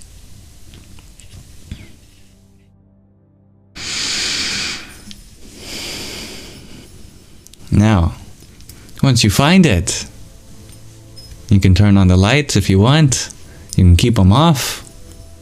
You can do a little bit of both. Once you find it, it's up to you what you want to do with that glow-in-the-dark ping pong ball. You can play ping pong with it, table tennis.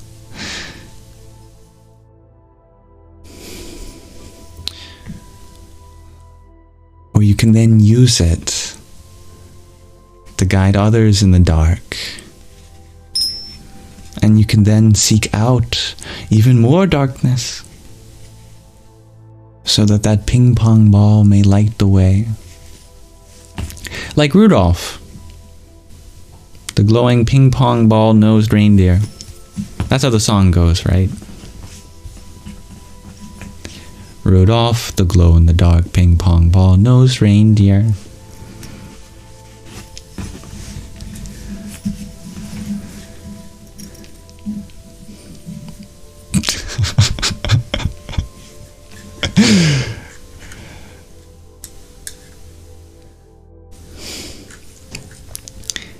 Thank you, dear Shay, for another pair of roses. 25. A singular one, a nonet, a quartet, and a pair of quintets. Thank you. I think it's almost enough roses for everyone here to go home with one. So you can keep it in your heart that there is a rose for you here.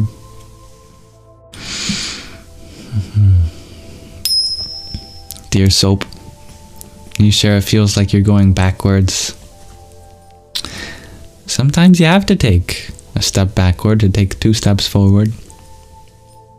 Maybe you're going up the mountain, but you've taken a path that was much too steep for you. Now you have to backtrack a little. Not because you're unable to get higher, but we have to accommodate your own capabilities. So you go down a few elevations. You reach a plateau where you can approach it from another angle. And then you try there and get even higher.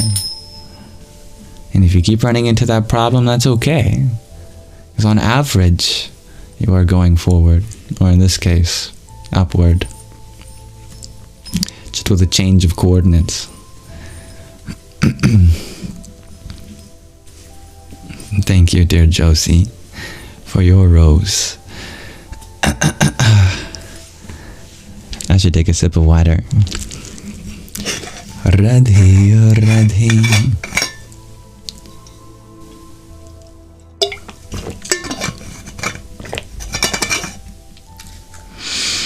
Namaste, dear Ben. That is very true, Dwayne.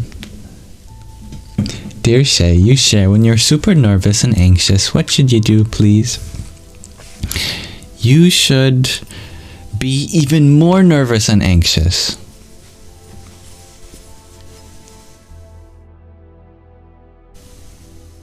I'm only partially joking, actually. It's a life hack that you can try for yourself.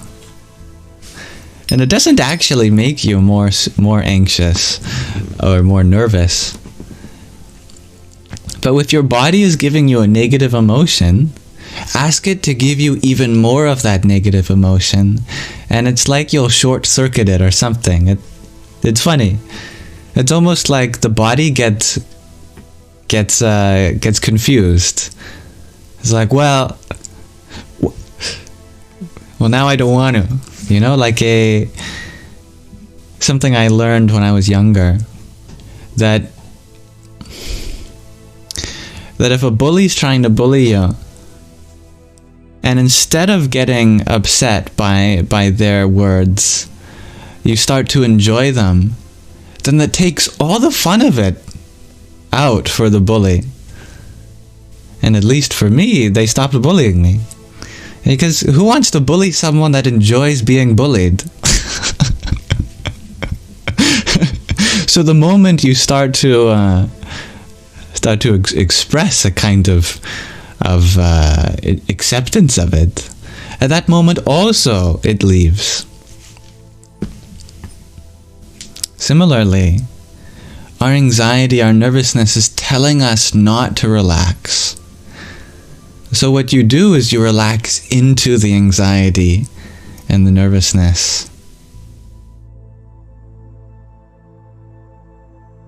You do exactly the opposite of what you might think to do, which is to resist it, run away, or distract yourself. And of course, the first time you do it is the scariest, but every time after that, you gain confidence. Because now you know it's possible. The first time it is successful. And it becomes your backup weapon. The one that nobody expects.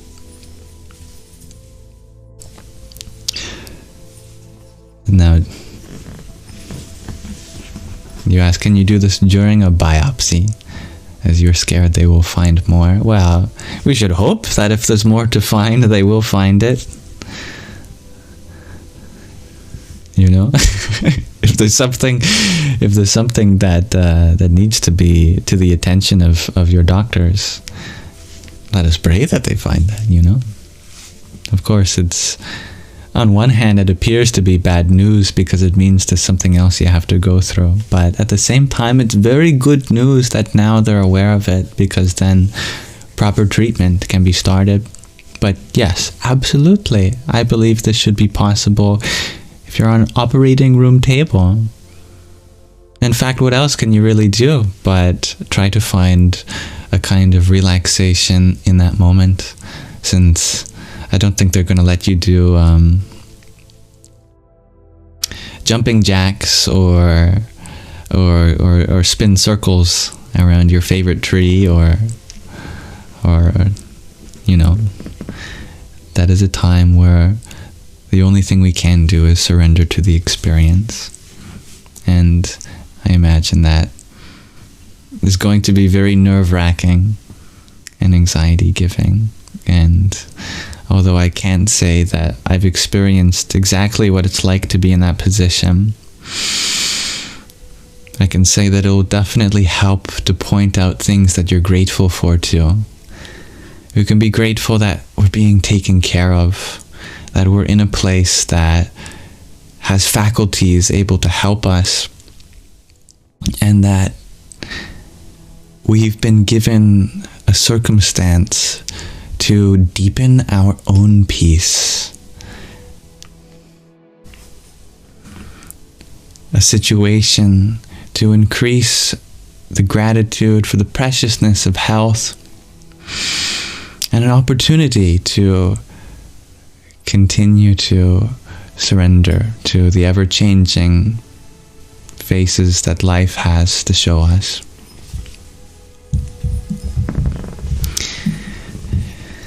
And thank you for this lovely community as they share support in their own unique way for you too.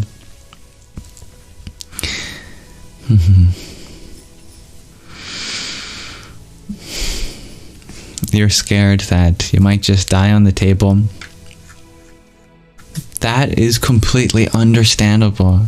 I think almost everyone has that fear when going into any kind of intensive procedure or invasive operation, that you're going to think about the risks, but I pray that you be affirmed. You have a much higher chance at living a exuberant life with this process undergone than not. That's for sure. Because one thing's for sure, if the way things go keep going without any treatment, then your quality of life will definitely diminish. So please be assured that this gives you the best chance at life. But for those who are also concerned in your life, always give them love too. And you know what? It's true that anything could happen, for better or for worse, but that's not something that should scare you. In fact, if you find a kind of acceptance for that beforehand, then the moment that the anesthesia has worn off, my goodness, it'll be like you're already living in the afterlife, in your own heaven, because you've been given a chance of life that isn't guaranteed. As hard as that is to fathom, if we go to bed tonight knowing that tomorrow isn't guaranteed, then when we do wake up tomorrow, could you imagine how grateful we'll be?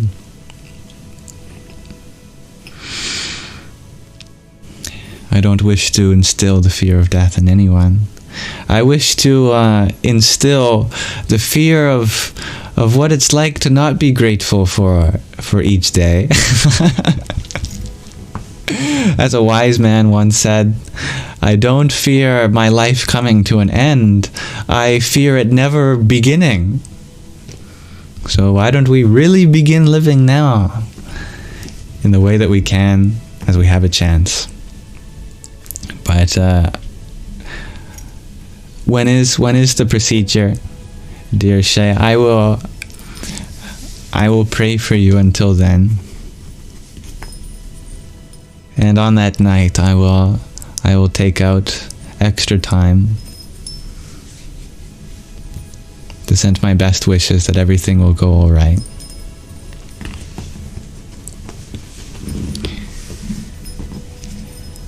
And thank you, Dwayne, for the 30 roses that you sent just a couple minutes ago. Om Kring Kalikaye Namaha. And thank you, dear Gina, for your many roses and hearts. Om Namah Shivaya.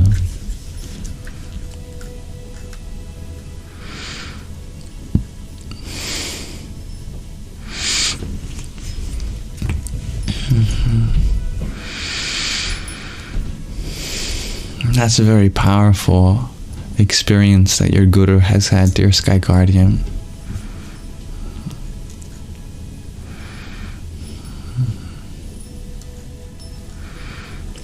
Dear Anika's World, you ask, why does God reveal itself to some and not others? An excellent question.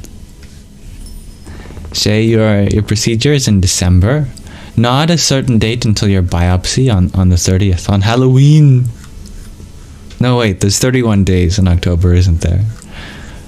On Hallows Eve. Okay, well, you'll be in my prayers for a long time then. But great question, Anika's World. That is a very rational question. Why does God reveal itself to some and not others?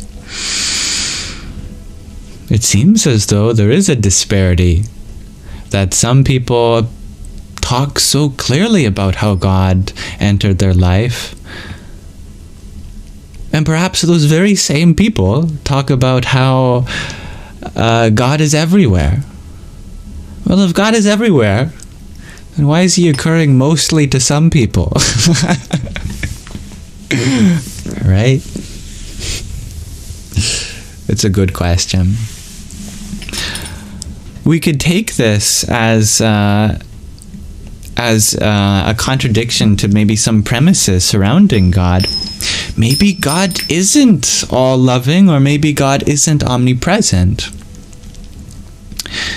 However, to take it in that direction means to assume that God as a concept can be separated from those ideas.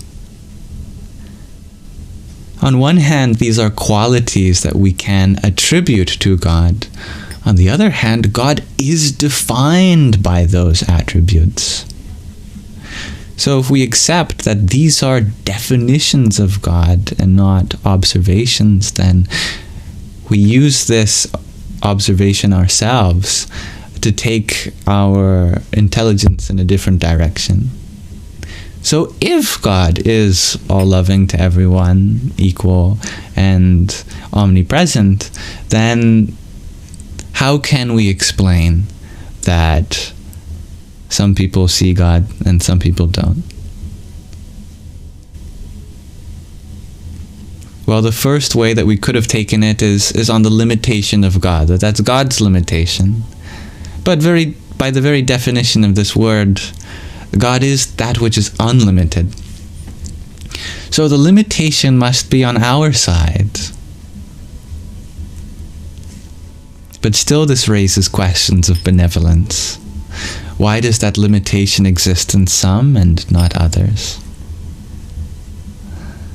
Well, I think we also have to remember that the same potential exists for us and others too. That we all have this limitation at first, but according to different timelines, we transcend that limitation. Because God is not exactly something that can be seen in any literal sense of that word. It requires a more metaphorical kind of sight. We see colors, we hear sounds, we feel touch, but God is not something that is a kind of touch or color or sound. Though we might use all of those terms, we do so symbolically. I think what we need is just a really good definition. And then if you put faith into that definition, it becomes obvious. So, what's a definition for God that I can give that leads to the easiest revelation, in my opinion? Perhaps some combination of words I would choose is the potential that exists for love. And if you believe that God, some combination of words I would choose is the potential that exists for love. And if you believe that God, some combination of words I would choose is the potential that exists for love. And if you believe that God, oh, what a cliffhanger. If that connection has returned, please let me know. I think we're back. Okay. If we truly believe that directly we mean that God is the potential for love, and not just in the same way that we say a shirt is blue, because we use the word is, we use the verb to be in a couple different ways, not all of them direct. When I say that this shirt is blue, I don't mean that all blue things are my shirt. I'm using it in the sense that it belongs to a much larger collection of things that are blue. It is a part of things that we call as blue. But when I say that this is a shirt, I mean that is its identity.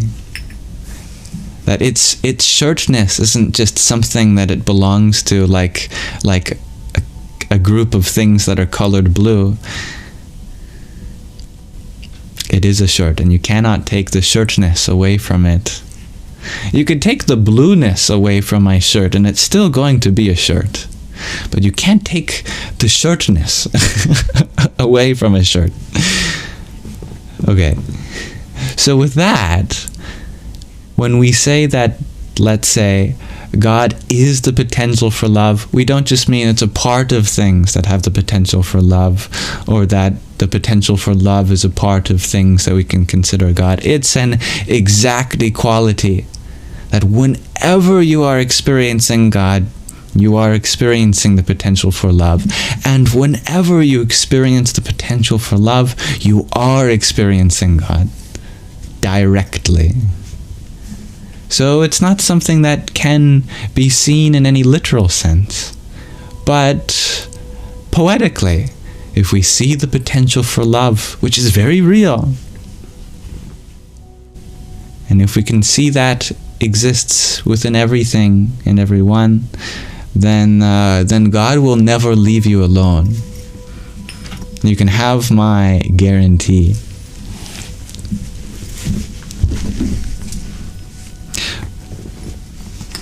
At the very least, you can imagine that if this definition holds true, that God is the potential for love, then it makes sense. We could imagine how it becomes a part of our reality in a very experiential way. The problem is that we have to let go of other definitions in order to accept this, and we have to put faith in it, because there is a lot of alternative definitions that might have been implied, like God is the one that will punish you if you don't behave right, or God demands something of you, etc. If you can let go of those other definitions, or find the element of truth within them, and let go of all of the extra baggage that we've added, that we've weighted down as humans, and if we can put faith in a more inclusive definition, then I guarantee it'll become a reality for you. And that's not something that'll happen just on me yapping in a live stream. That's something that we have to consciously put our effort into as often as we can, ideally 24/7, and it becomes more obvious. Now, thank you, Mr. Mystic, for the heart me that you sent. Om Bharam Bhairvai Namo Namaha. And Julia, thank you for your trio of roses too. Om Kring Kalikaye Namaha. That's a great affirmation, dear Solaris. I am open to finding the joy and beauty of God in every day, all the time. I am open to healing from religious traumas, I will add. I am open to discover that which lays beyond the experiences I've had thus far.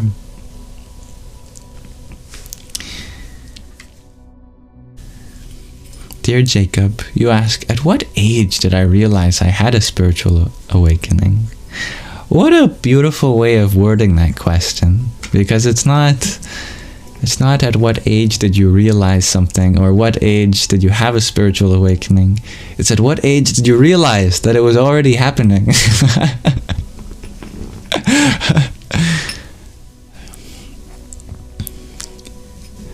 I believe it happens in stages, and it's still happening for me. Probably around the age of 16 did I have a definite interest in spiritual things consciously. Before that point, now in hindsight, I see I was always interested in it. I just pursued it through other means that I didn't consider spiritual. And then probably when I was about 18, did I really actually identify as spiritual. In those 2 years, 16, 18, I still identified as, a man of science. I think my graduation quote from high school was, "It's a sad time to be a man of science." But a happy time to be a man of spirituality. And I'm still learning to understand what that all means.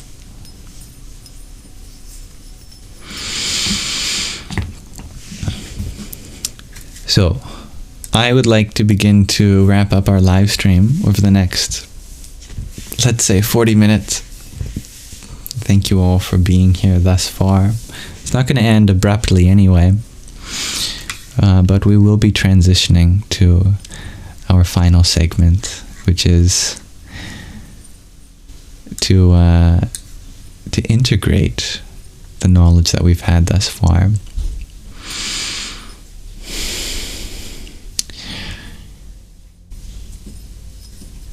Does anyone want to share an insight that they've had during our live stream today? I think I have a guest feature now. I've noticed. I was a bit unsure of how this would work on desktop, but I've discovered there is a place to bring a guest up if you volunteer yourself.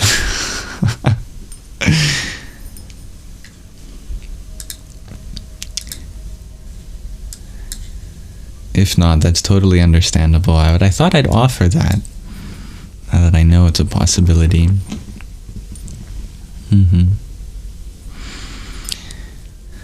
All right, my Lebanese friend, come up here.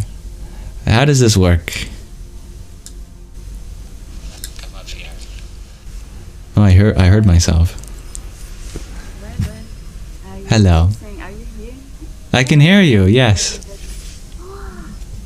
That's sweet.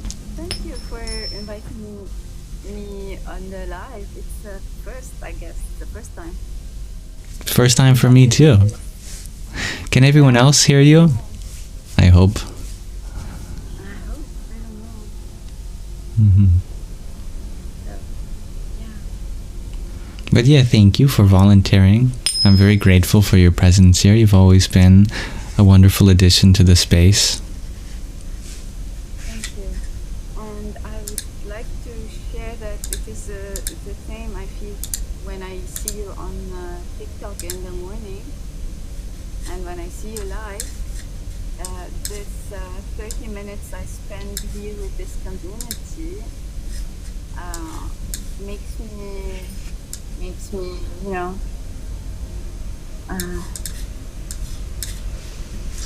feel less alone. Oh, it makes you feel less alone. Yes, in this spiritual side of things. Because I was just sharing that it is very tough to be surrounded always by stress of just surviving every day. I know that you don't like to talk politics and this situation, but it is 24/7 here, and it is very hard to stay spiritual and believe that there is another path. I wish I can just live under trees and watch the stars every night, and it would be much easier for me to be spiritual. Just that it's really overwhelming, and I really appreciate this 30 minutes in the morning, because I see you in the morning here. It's still we're waking up, and it would just thank you. Thank you. And now that I can hear your voice, I can ask you, what is your name? Since it's written in Arabic, I believe, and I've just been calling you my friend from Lebanon. Yeah, I like it. I immediately know that you're addressing a word to me. My name is Mirna. And Mirna. Yeah, Mirna. Mirna. And how I pronounce my page is Al-Ab Mansoof. There's a ha, because in Arabic there's this letter. Al-Ab means toys, and Soof means wool. So I make toys from wool. I had this skill of felting the wool and making toys out of the wool. So this page, I share on this page what I do. And since the starting of a time ago, like a year ago, I stopped sharing because my head was elsewhere actually. But I kept, using the page. I have some followers that like what I do and stuff like that. Little, but I know. Wonderful. Yeah. That means a kind of a title for one who makes stuff out of wool? Yes, exactly. How beautiful. Well, thank you for teaching me some Arabic, and please check out the show and tell form, because I would love for you to submit something that you've created. I'd love to explore that with people here. Okay, I'll try.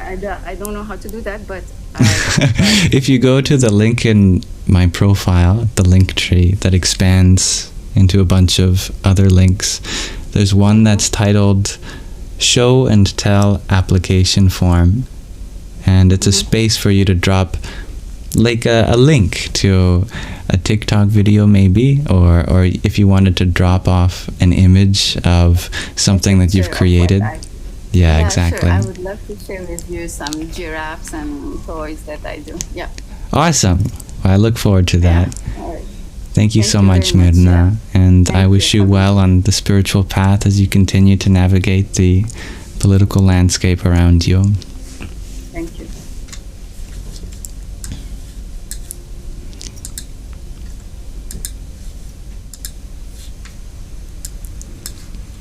Well, we can share a video. Let me remove this. Namaste, Mirna. I'm going to disconnect you now, if that's okay. Yeah, sure. I would just wanted to show you the view that I share when I talk to you. It's Beirut City there. Oh, of course. Absolutely. Yeah, just to bring the mood, to bring you here virtually, at least all the community. So that's Beirut there. I'm not sure if we can see yet. I've invited you to turn on your camera. Okay. I turn off the camera. See you next time, maybe. Ciao. Oh, I'm sorry I didn't connect for you. Yes, well, maybe next time, and do check out the show and tell so that we may be able to see your city as well. You can include that too. Yeah, sure. All right. Thanks. Bye, dear Mirna. Bye. Thank you. Very lovely. I hope that the audio levels were adjusted correctly. Dear G to Infinity, you share that her name means source of joy for children. Wow, that's very true, isn't it? Given the creation of little toys made out of wool. I think I've seen some of the possibilities. Just, I don't know how you fix it in place, but you can rearrange all the fibers to have a form that holds itself, and you can make all sorts of little creatures. I love that. I look forward to that. You're just associating her name, not an actual definition. Well, now it's an actual definition. Now we know what it means. Thank you. That was very lovely, and I'll be happy to have more guests in the future.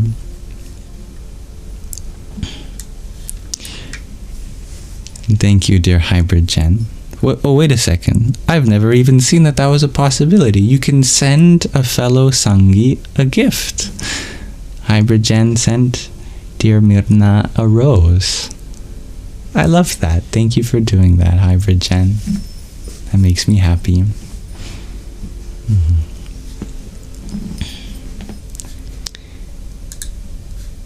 Okay, let's transition to our Nididhyasana to lock in all that we've experienced today. Hello, Naomi. Matthew shared that the gift you got from me, if I want, is a Web3 domain. You secured a good domain name for me in my community. Really? I'm not exactly sure what that entails, but very fascinating. the only internet presence I have right now is through the Linktree, and hosted on a GitHub as a static website for my script. But I'd be curious to know more about that. Thank you for offering, at the very least. Maitreya, welcome back. It's you, Kalki Ji, another prophesized spiritual figure to return. This time, instead of an avatar of Vishnu, it's of the next Buddha.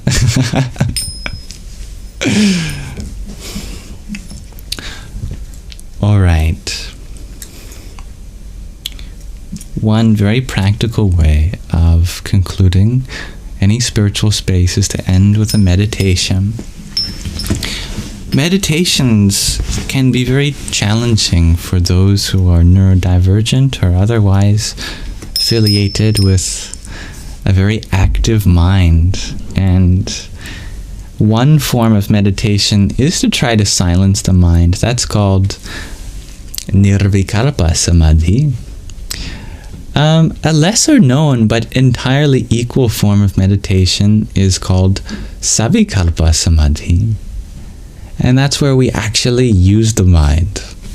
And I almost hear my mind going, yippee! When I say that, because that's the mind loves to think. We might as well give it something to think about. So,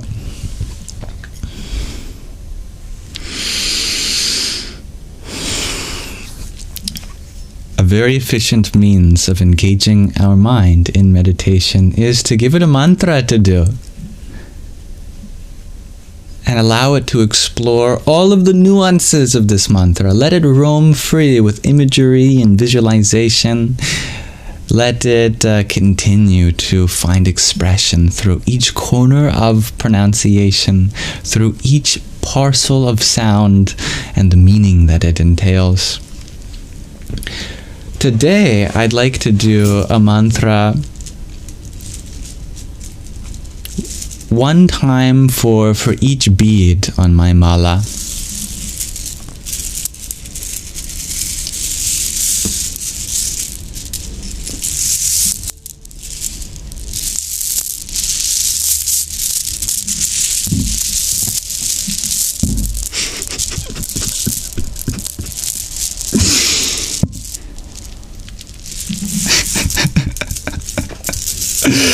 This is a very big mala, as you can see.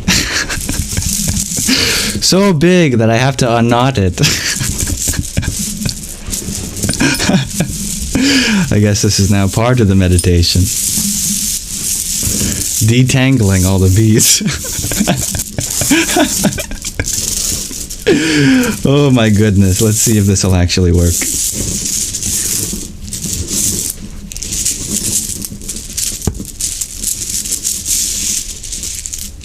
If not, maybe the universe is telling us to choose a mala with a smaller number of beads.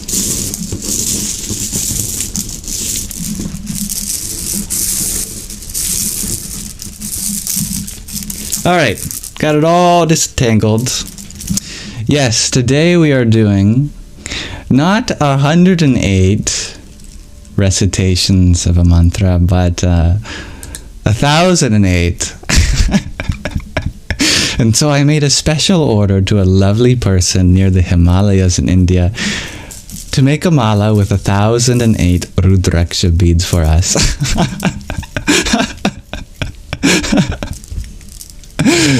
Today we'll just be doing the Panchakshara mantra, Om Namah Shivaya, named so because it has 5 syllables, aksharas, 5 of them, pancha, and those 5 syllables are Na, Ma, Shivaya, and Ya. And each part has a specific meaning. I can tell you about the meaning of each syllable as I bring it up.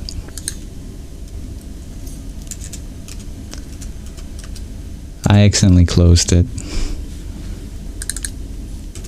Thank you for your patience. I suppose this mantra is a little bit of a process today. Here we are. that first syllable after the Om, Na, it represents earth. Ma represents water. Shi represents fire. Va represents pranic air. And Ya represents sky or ether, so the 5 elements. Its total meaning is that universal consciousness is one.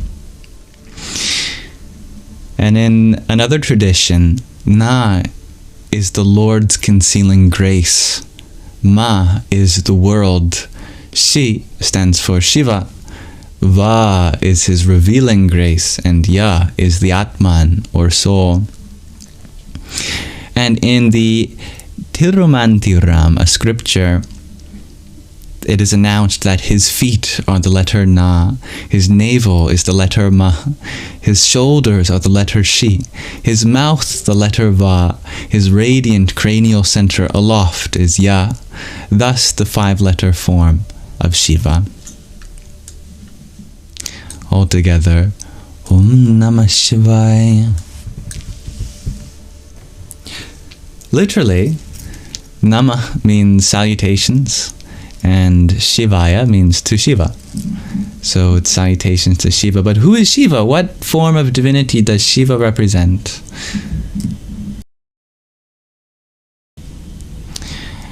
The Shiva means the auspicious one. It's an adjective. That which is auspicious.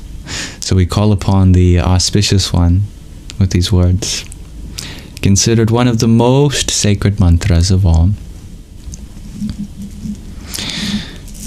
I like your raising support for who's going to do it together.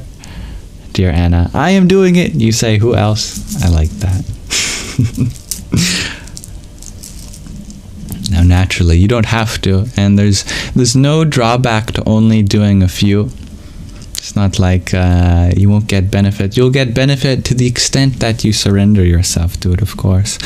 But for those who are otherwise occupied or engaged, allow me to chant for you. And so I offer all of these recitations for you. Now, without further ado, actually a little bit of ado, I have to pause the alarm on my phone, otherwise that's going to be vibrating and we don't want that.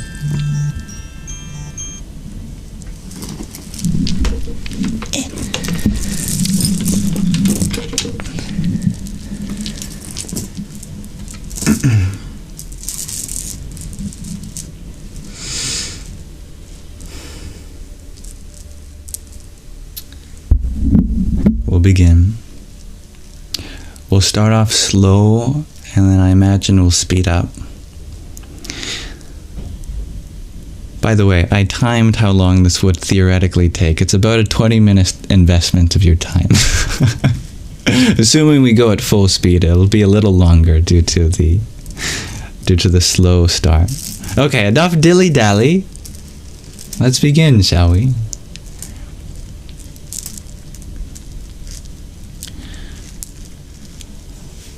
Om Namah Shivaya. Om Namah Shivaya. Om Namah Shivaya. Om Namah Shivaya. Om Namah Shivaya. Om Namah Shivaya. Om Namah Shivaya. Om Namah Shivaya. Om Namah Shivaya. Om Namah Shivaya. Om Namah Shivaya. Om Namah Shivaya. Om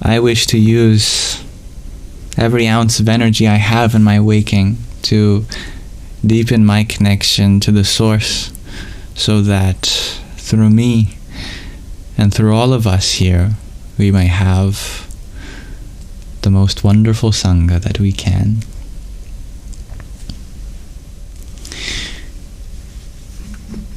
Now, thank you again. Never expected, but I do hope that those who received a subscription find value in it, and I hope to be of service to all of you.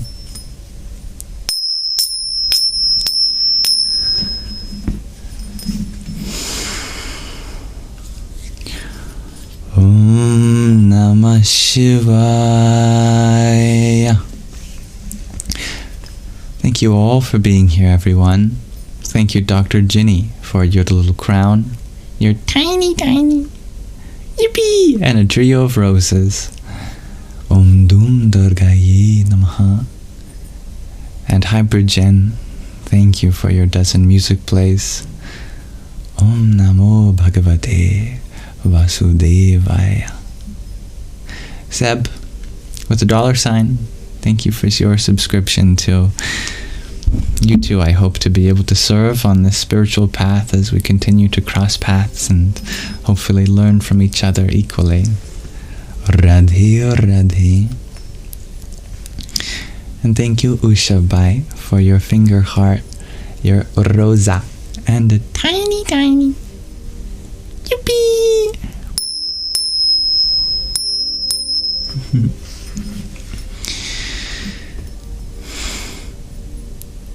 Thank you, dear Maitreya.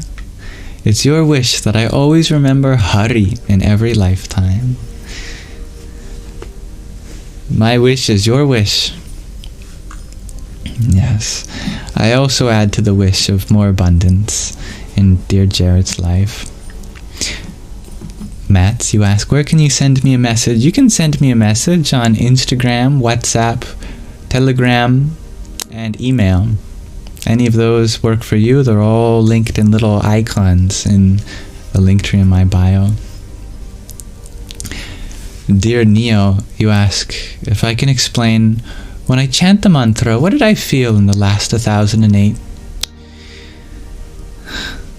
Very grateful.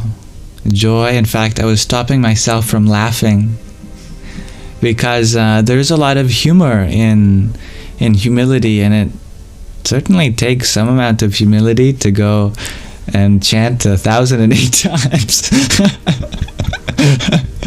And I don't mean that in the sense that that I am humble, but in the sense that that I am nobody compared to the potential that Shiva represents, and so I bow to that.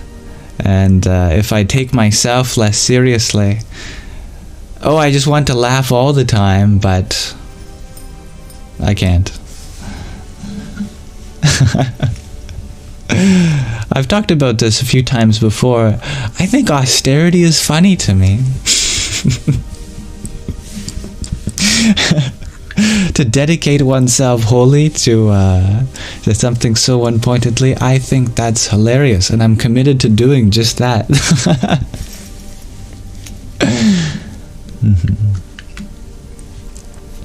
You saw that, Dr. Ginny. It reminded you of laughing in church as a kid. I imagine you might have gotten in trouble for that, perhaps, but never feel like you are not supposed to laugh in a sacred space, because the sacred space itself is inspiring the vibration of laughter, a very high vibration.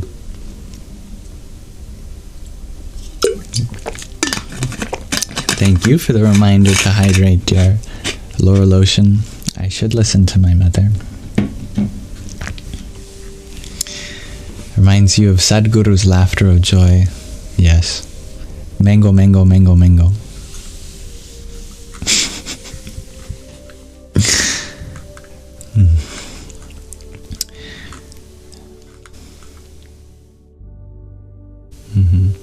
Impolite questions. You ask, if a donut gives joy, is a donut not the secret of life? In that moment it is, but whether or not you will be able to maintain the joy of life through eating donuts, that is another question. When you get to the 10th or the 108th or the 1008th donut, perhaps, will you still feel as much joy? If you space them out far enough, maybe. But in one sitting, oh my goodness, you'll be begging the donuts to end. So, let us continue to pursue expressions of joy which are eternal, that we never find exhaustion in. And I think one of those is through service, because there's always going to be something that we can do to make this world a better place. And if you can find joy in that, then you'll never run out of joy.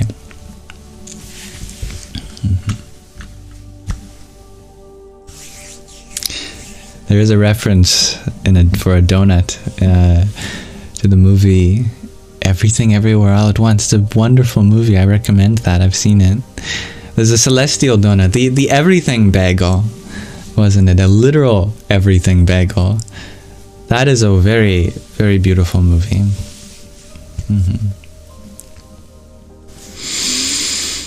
Thank you, Lilimor, for your quintet of roses too. One for each syllable in the mantra we did. Namah Shivaya.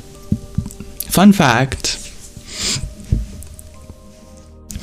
It is said that there are various levels of getting benefit from chanting a mantra. The first level is to just do it out loud. Then there's to do it with your breath alone. And it's said that just with breath alone is 108 times more powerful. Whispering one mantra is equivalent to chanting it out loud 108 times. And 108 times more powerful than whispering a mantra is to mentally recite it. So just by chanting in your mind once is the same as chanting with your breath 108 times, or with your voice 108 times 108 times. And 108 times more powerful than chanting with your mind is to visualize each syllable one by one, the letters. In Devanagari or in English, the Latin alphabet, doesn't matter. Om Namah Shivaya. If you silently visualize each syllable just once, that's the same as mentally chanting 108 times.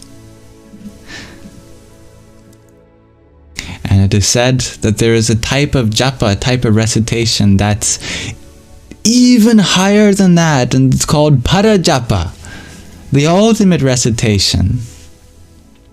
And that one's difficult to explain. I can't do it. But it is said that if you just create the movement in your mind, the intention to do a recitation, in the same way that you begin to create a movement in your nervous system to stand up or raise your hand without actually standing up or raising your hand. You know, you can feel the urge to stand up just before you do that. If you give your one-pointed attention just to the urge to chant this mantra, it is said that that is the same as imagining each syllable 108 times. It is said that one gains a certain power of a mantra if you reach a certain number of recitations. And it's, for most mantras, like millions of recitations. Like it said, the Hare Krishna mantra, if you chant it something like 200 million times, then that's enough to forgive all your sins of all lifetimes and start anew with a blank slate. So it is said.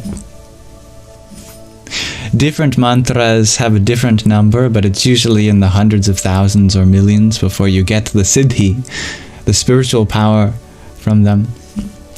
So how do great yogis gain the siddhi of certain mantras within only a short amount of time? Do they chant at Mach 10? Do they find a way of doing it? No, it's because there's different levels, and you can gain the siddhi of a mantra just by doing one parajapa. Just by having one pointed attention on the urge, or only 100 times of syllable visualization, or several thousand times of mental recitation, 100,000 times of whispered recitation, and millions of times of just with your voice. This is some of the secrets of yoga. That's to empower your meditation. Maitreya, you ask, how many until getting the siddhi of the Gayatri? Good question. We can calculate that. I believe it's 1 lakh for each syllable. A lakh is 10,000. So the Gayatri mantra is in the Gayatri meter, which has 8 syllables on each line. So 8 times 10,000 is what? 80,000? That's for one line each, but 24 times 10,000 is 240,000.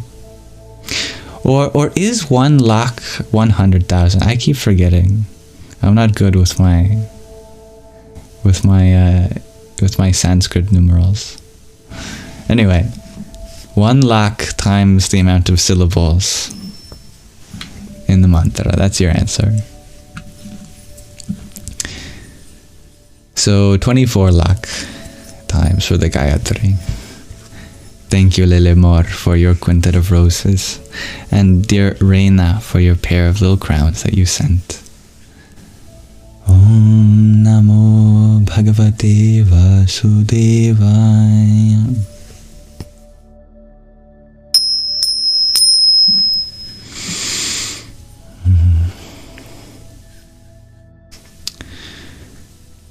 All right. Let us begin to conclude. Well, we've already really concluded our live stream today. Just wanted to end with that Nididhyasana, a supplementary practice for you. You might notice that it's counterintuitive that the subtler form of recitation is more powerful than the more gross form of belting out loud. But it's all about bringing our attention to the subtle and recognizing the divinity within the subtle. From the gross to the subtle, from the material to the spiritual. The closer we can consciously engage in silence, the closer we are to realizing our full potential.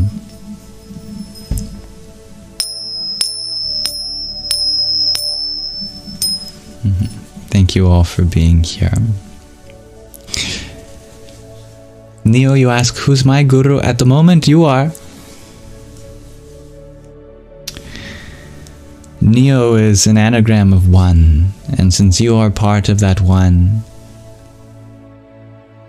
I am learning from you just as I am from all beings.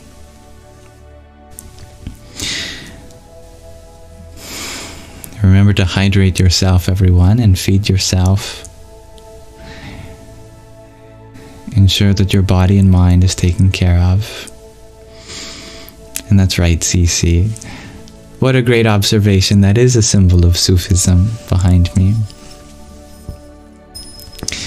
What is the siddhi of the Gayatri? Asks Maitreya. I am not sure myself. You'll have to find out, and then you tell me.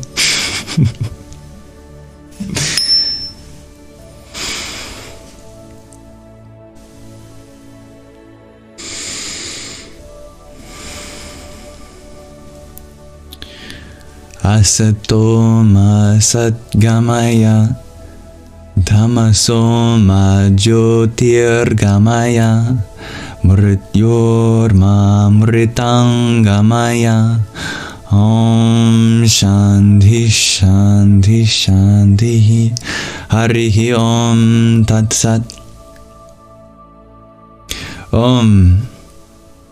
Lead us from the unreal to the real, from darkness to light, from death to immortality. Om. Peace, peace, peace. May there be peace in our environment. May there be peace within ourselves. And may there be peace in the forces that compel us. May this live stream be an offering to the divinity within you. And if there's any part of this live stream that you feel is of value to you, do know that it won't be lost to time, and I upload the recordings to my Yamsox live YouTube channel. There's hundreds of them up there, so many thousands of hours in case it's something that appeals to you. Each video has a unique title, description, and chapter system down to the minute for you to navigate through the hours of content. And the readings and the meditations, they have their own playlists, so you don't have to navigate to find them, though it would be relatively easy in the chapter system.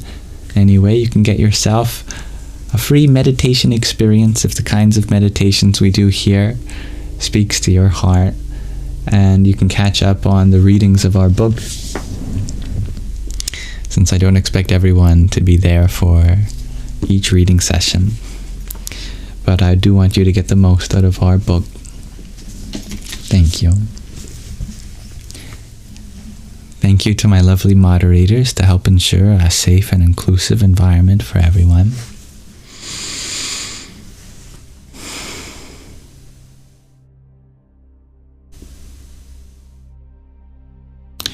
Thank you for allowing me the space to be able to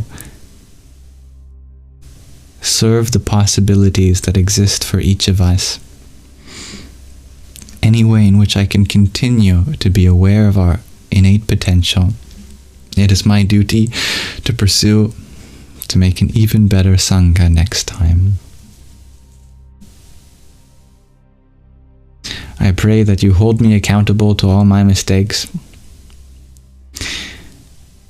and that I take humility in all the goodness that is seen through all of you, as reflected on what exists within me too.